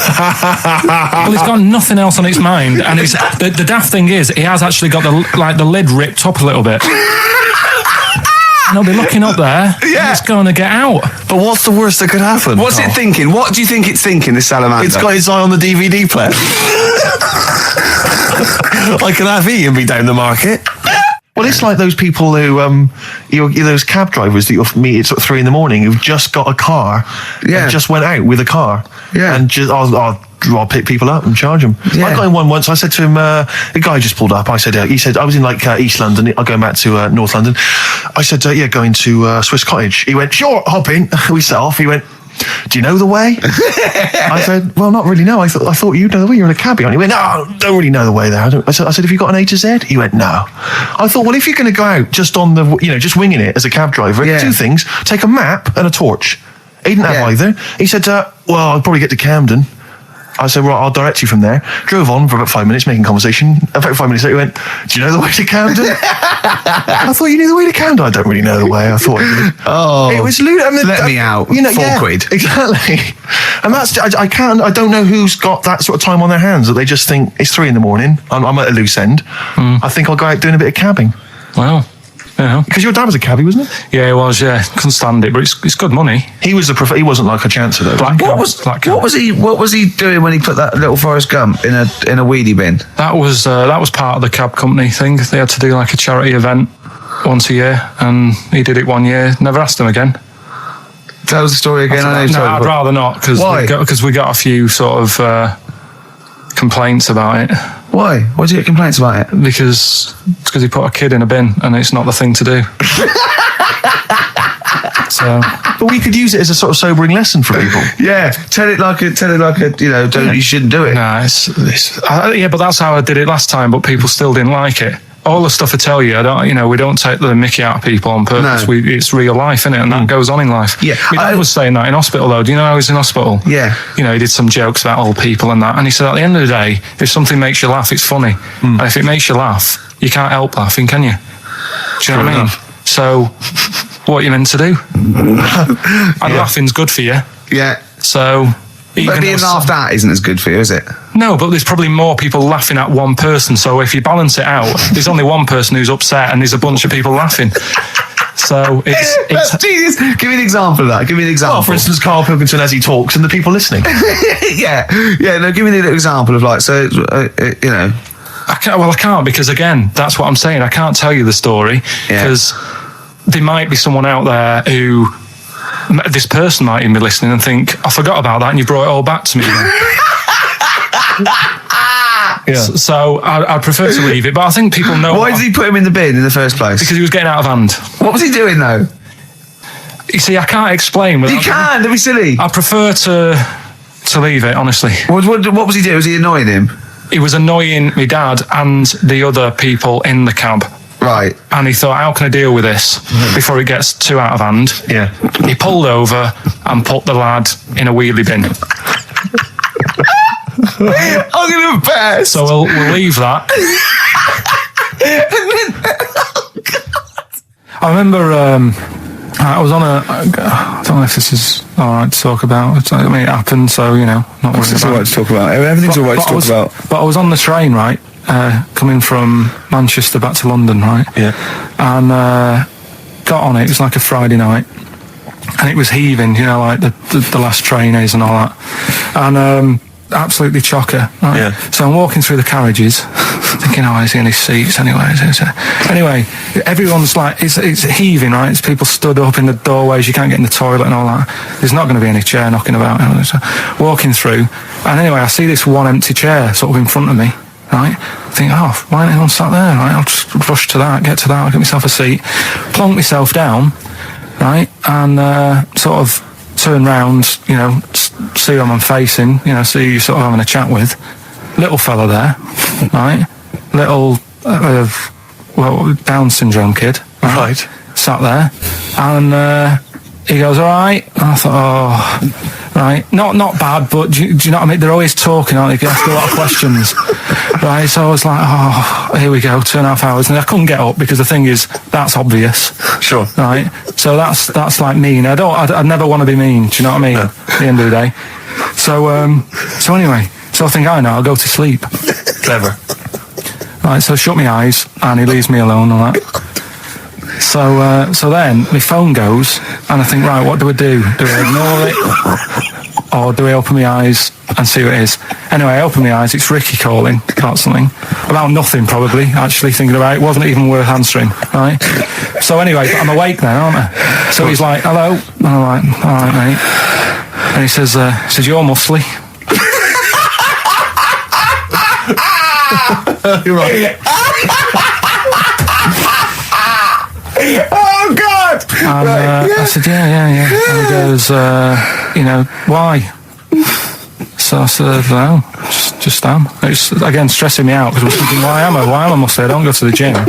And I'm not muscly. I'm in good shape and that. Well, so then he wants an arm wrestle.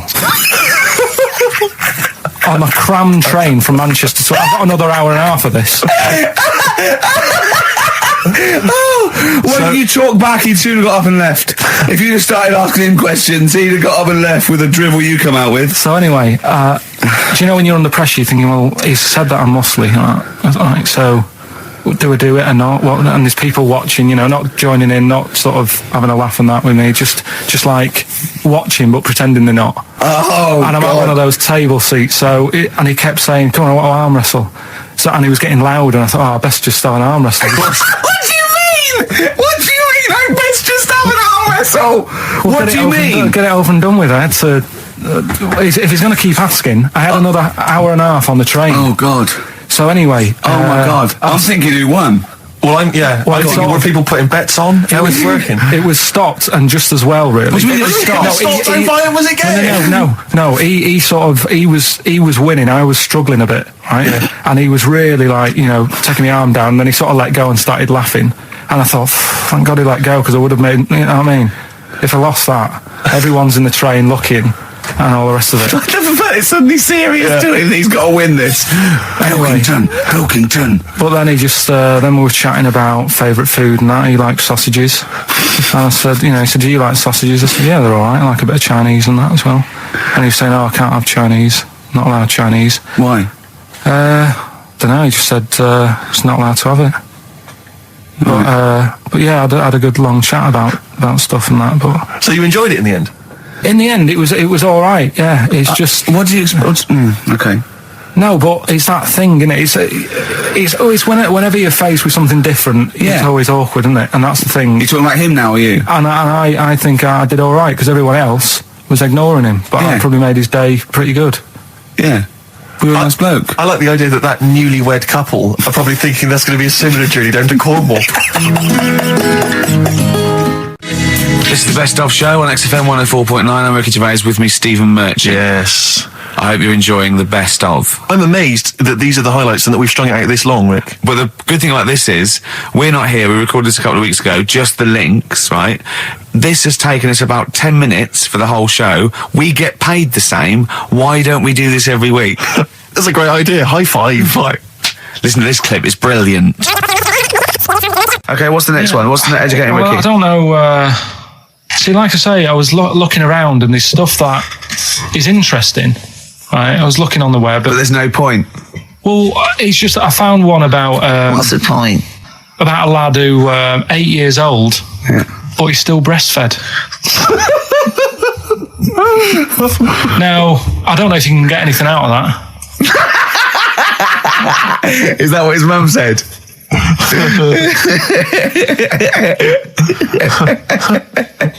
So, what do you mean? I don't know if I can get anything out of that. You don't need to. No, it's just that. Where did you read that? That was on the internet. Oh, well, yeah.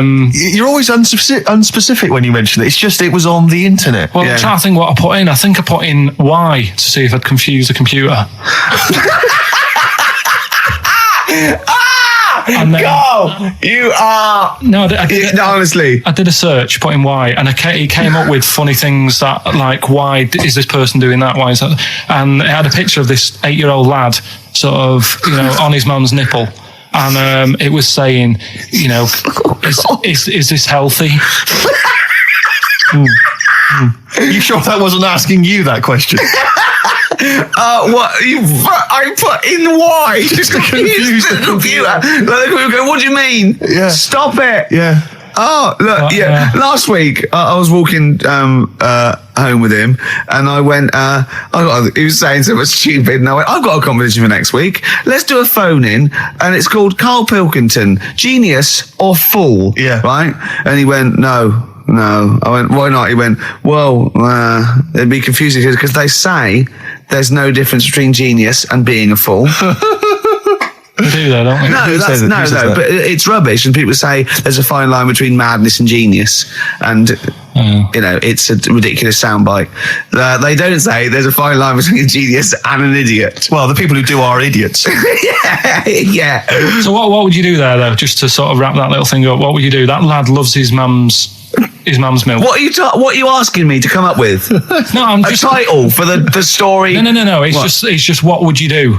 Right. What do you mean, what would I do? Well, it's causing a bit of a problem in the area, right? What area? In America, I think it was. Oh, America are a problem, are they? George Bush is worried about this kid who's breastfeeding at 8. Imagine it like this, right? No, so Carl, what are you asking me?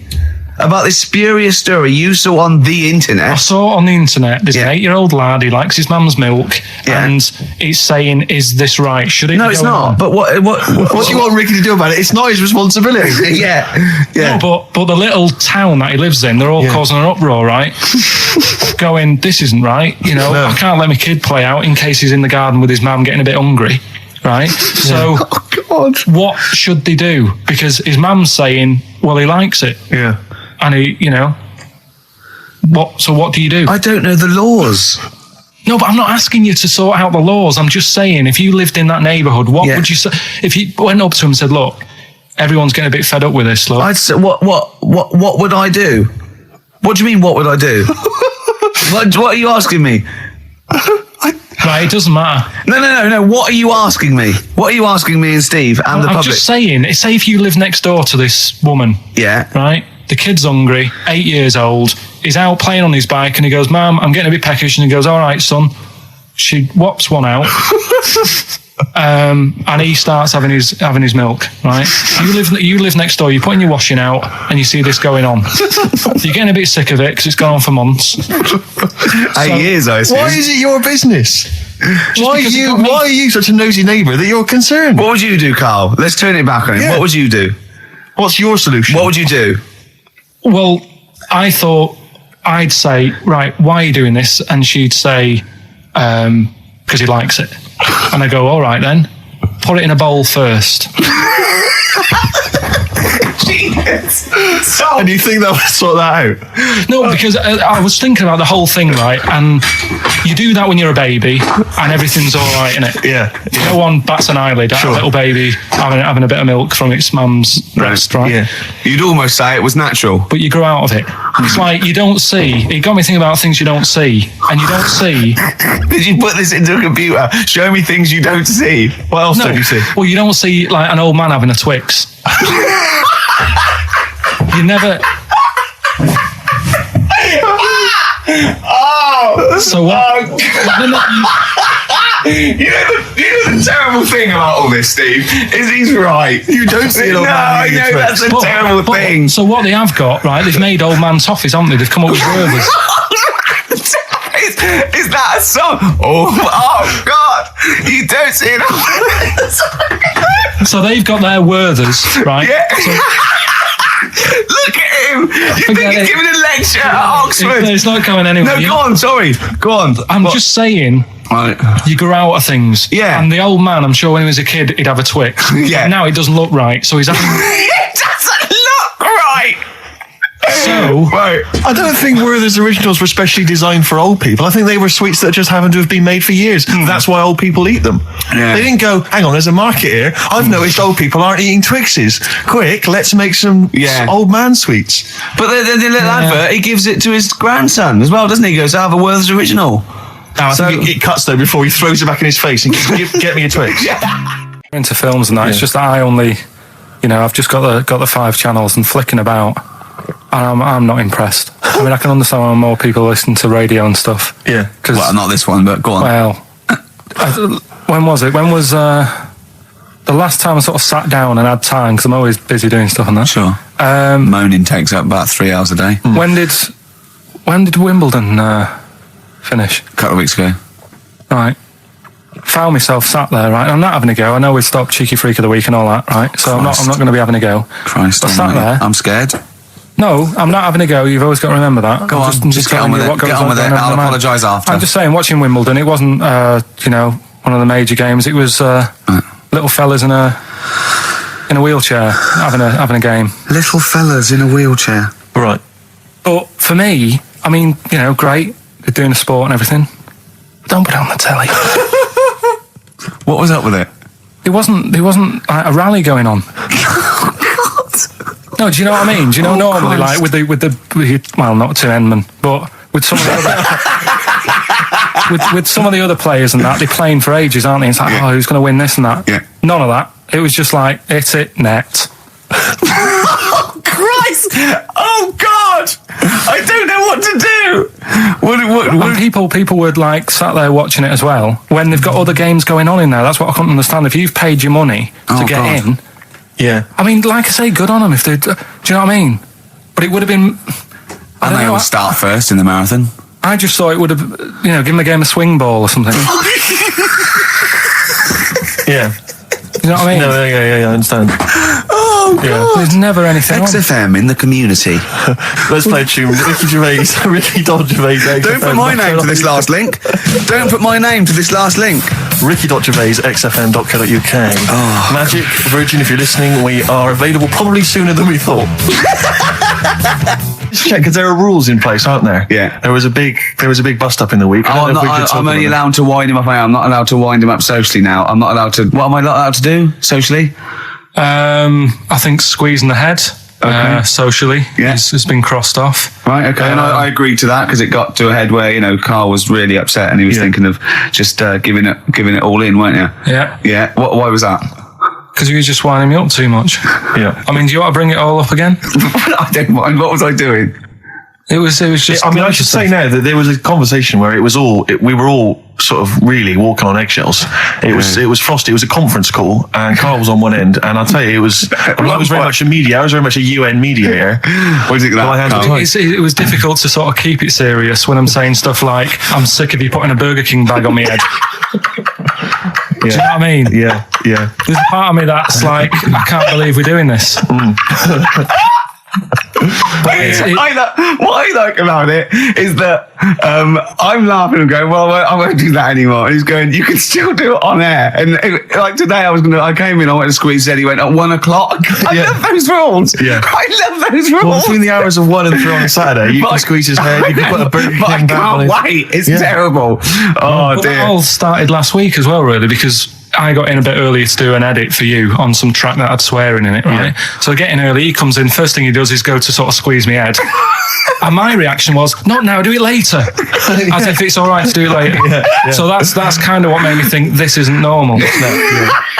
We should just point out, when we say squeezing your head, what exactly does that mean? I put my hand on the front. I do 2 experiments, right? Yeah. One is the side, because you can crush an egg sideways, so I think that's more dangerous. Right. And I actually put my elbows out, and I pressed like a vice, and I really go for it until it really hurts. And the front one it shouldn't hurt so much, if my experiment's right. I don't know. Well, it was all this, that sort of built up. Sure. And the research that you're doing there, Rick, is that going to be available online at some point? Well, that was the problem. That's what I was saying to him, because it kind of started last week. Well, it's been going on since we've known you. Yeah, but I just upped it last week. It got out of hand a bit. I upped it to when I think it got to ahead on Thursday when I filmed it. That was it, yeah. That's right. I brought in the cameraman to film me torturing him, and there was some people from the 6th floor being shown round. Yeah, some management and that, showing probably clients round. Sort of. They've probably been on all the different floors, same what all the different radio stations do. This is XFM, the sort of this sort of noise going on. Yeah. You see them all look down and saying, "Don't do that," right? Sure. They might want to spend a load of money. Yeah. And he's doing that. He's wrestling with me. He's filming it. So that's when I just thought, It's mad, isn't it? And then when we were having the argument on the phone, I was saying, has this been some sort of experiment?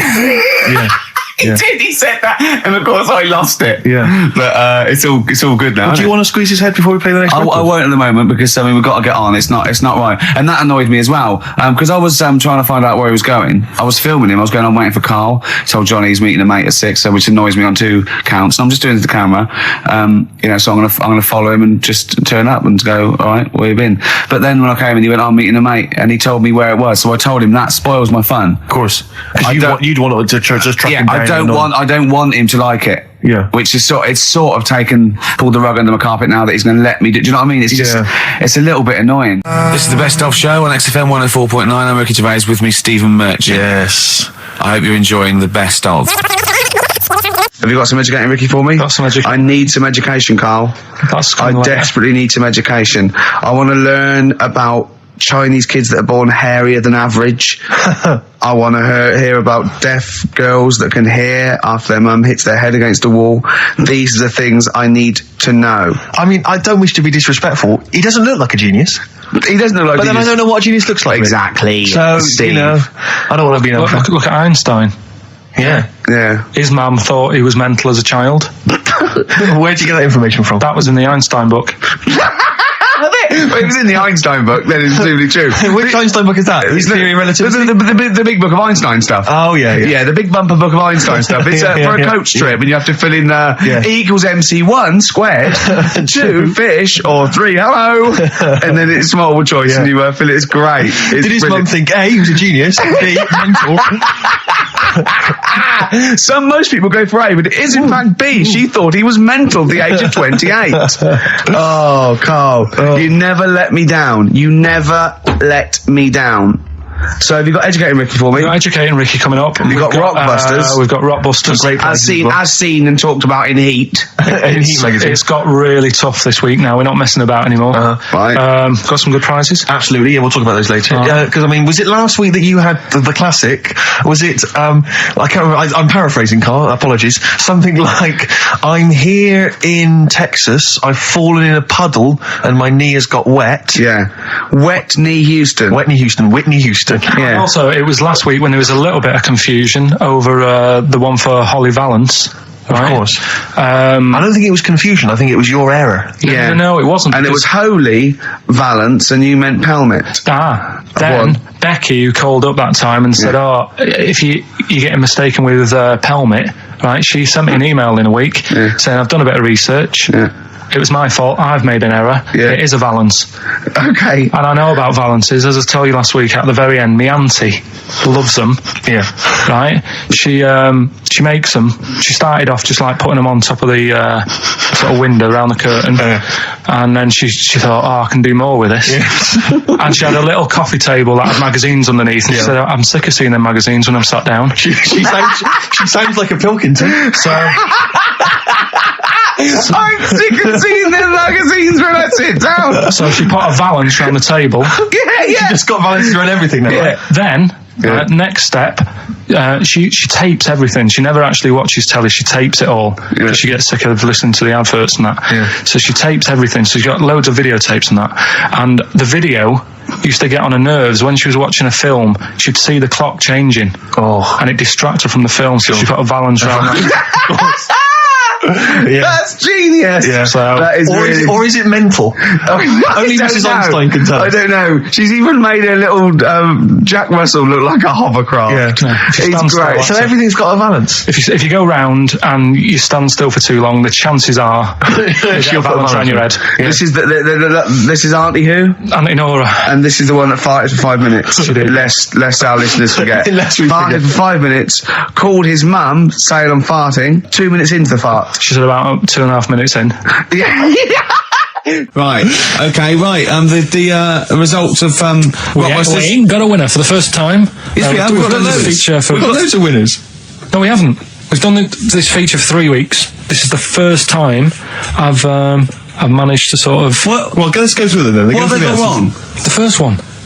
The first one. What was the first one? first The first one. Well, hang on. Let's do them in reverse order for a second. So what's the last one? The last one. The clue was that bloke does sport on the telly and he's got a little kid. What's that? That's Destiny's Child. Des, who does ITV Sport, that's has got terrible, a tiniest man. child, right? No, terrible. that's fine. They got that. Okay, Destiny's Child. What's the Tiniest the Child. middle one? Right, the middle one. Right.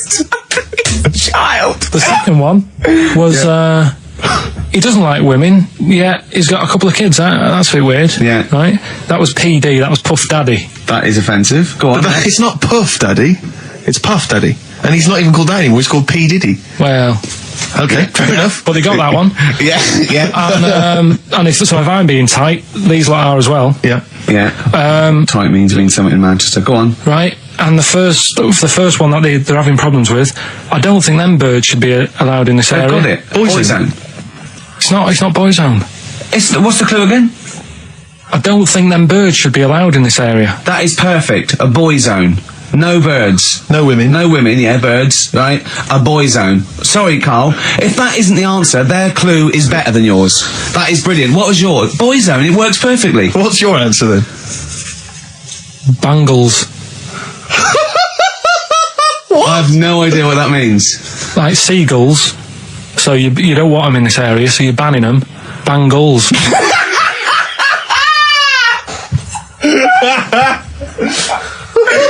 Oh! Well, give it to boy zone, because boy zone's better. Don't use birds being allowed in this area, it's a boy I think zone. we should have a rollover. Carl beat them. Carl beat them. You have to use his logic. But theirs works. You can't do what am I thinking. No, that's not what I'm thinking. It perfectly. It works perfectly. I think you've got to give it to the ones that got the boy zone.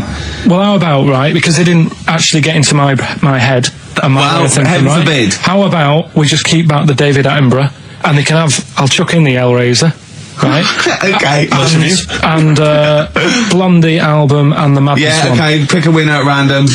Pick a winner, Steve. I'm going to give it to Paul Sloman, who got those answers, and he also says, P.S. Carl, you're a moron. So I'm giving that to Paul, and good luck to him. Right, well, He's got a crazy night tonight. If we can rush these over to him, he's got a cracking Saturday night. well, if I'm a moron, I might get your address wrong when I send them to you. Oh, Coming right back at you, Paul. Yes. Bit of David Bowie. When's that ever at anyone, Steve? Never. Lady Stardust off Ziggy Stardust and the Spiders from Mars on XFM 104.9. I'm Ricky Gervais, Steve Merchant. Karl Pilkington is in the middle of educating me. Then, educate me. Did I tell you the time when the doctor said I was going to die? All right, keep talking. Right, ages ago. Must have been about 15, right? And at lunchtime there was this. We used to have a choice of stuff to do at lunchtime, right? We used to have like a burger place that had an arcade machine in it, right? So we used to go there and play on that and have a burger. Or there was this baker's, right, that my mum worked at, and did great cakes and stuff, right? So she used to like bring some home and that, but she couldn't always bring them home every night because, you know, they'd cost money, and she used to get them for free. And they used to say they'd rather chuck them away than give them to the staff because there's a chance that the cream might be off. Right. Right, so they used to chuck them round the back. So I used to go around the back with my mate and eat a load. Brilliant. Scavenging, eating out of bins. No, it wasn't out of bins. They were still in trays, but they just stacked them up near the bins, right? So this got out. I mean, it used to be chocker. Once the school found out, everybody used to go there, and it'd be like, well, have a cake. The headmaster crawling through, fighting the kids off. Right, so I'd have, you just eat, I don't know, 6 jam donuts or something, and then you'd spend your dinner money on the arcade machine. Brilliant. Right? So it was a good afternoon, really, right? So you do that, and this one day I must have had 6 or 7 jam donuts, a few Congress tarts. What's the Congress tart? I love them. I can't get them in London, right? So I'd have some of them. And if anyone can get a Congress tart for Karl in London, please let him know. So anyway, this day, that was just a normal day. Do you know what I mean? You'd twice a week, you'd have a load of cake. In your life, Yeah, So normal anyway- day in your life. Were the frog boys there with the webbed hands and the big heads? So- and the horse in the settee? But the day after one of these days, I had really bad cramp in my belly. Right? Okay. I was like in agony, could hardly walk. So I said to my mum, You could hardly stagger to the free cakes. So I was in absolute agony. I said, I don't like doctors, but you'll have to get a doctor in because I don't know what it is. I can't walk. She gets the doctor round. I won't say his name, but he said, well, doesn't look like he's got long left. Blimey. So I was a bit like, hang on a minute, I've only had a few cream donuts. Yeah. My mum was panicking. Sure. He went. My dad came in from work. She said, something's really bad with Karl. I think it's serious. The doctor said he ain't got long left. So he said, what? He said that and just left. So she said, yeah. He said, I'll have to call him then. So he called him up, said, what's all this about? Karl hasn't got long left. How long's he got? So he goes, I was only messing. It's just had some bad cream. Can you believe that? Well, the thing is, I like the fact your mum didn't ask any questions. I know. She didn't But go she into doesn't. detail. Can you explain more, doctor? No, I got to show off. But she doesn't. I don't want to diss you or your family, but I imagine if I was there, I'd have known the doctor was joking. Yeah. That's all I'm saying. I mean, I sound very arrogant there, but I imagine he went, what's he been doing? I had about 6 cream cones. Oh, right. Oh, wow. He hasn't got long to live then. I'll see you later. That's what I think the doctor did. Yeah. I just like the idea your mum just let him go. Yeah. Terrified, thinking, well, I'm not going to probe him. He's that's it then. Dad comes in. Hi, honey, I'm home. Anything happened? The doctor said Karl's going to die and then left. Did he? I'll call him. But anyway, that's why these sort of things fascinate me.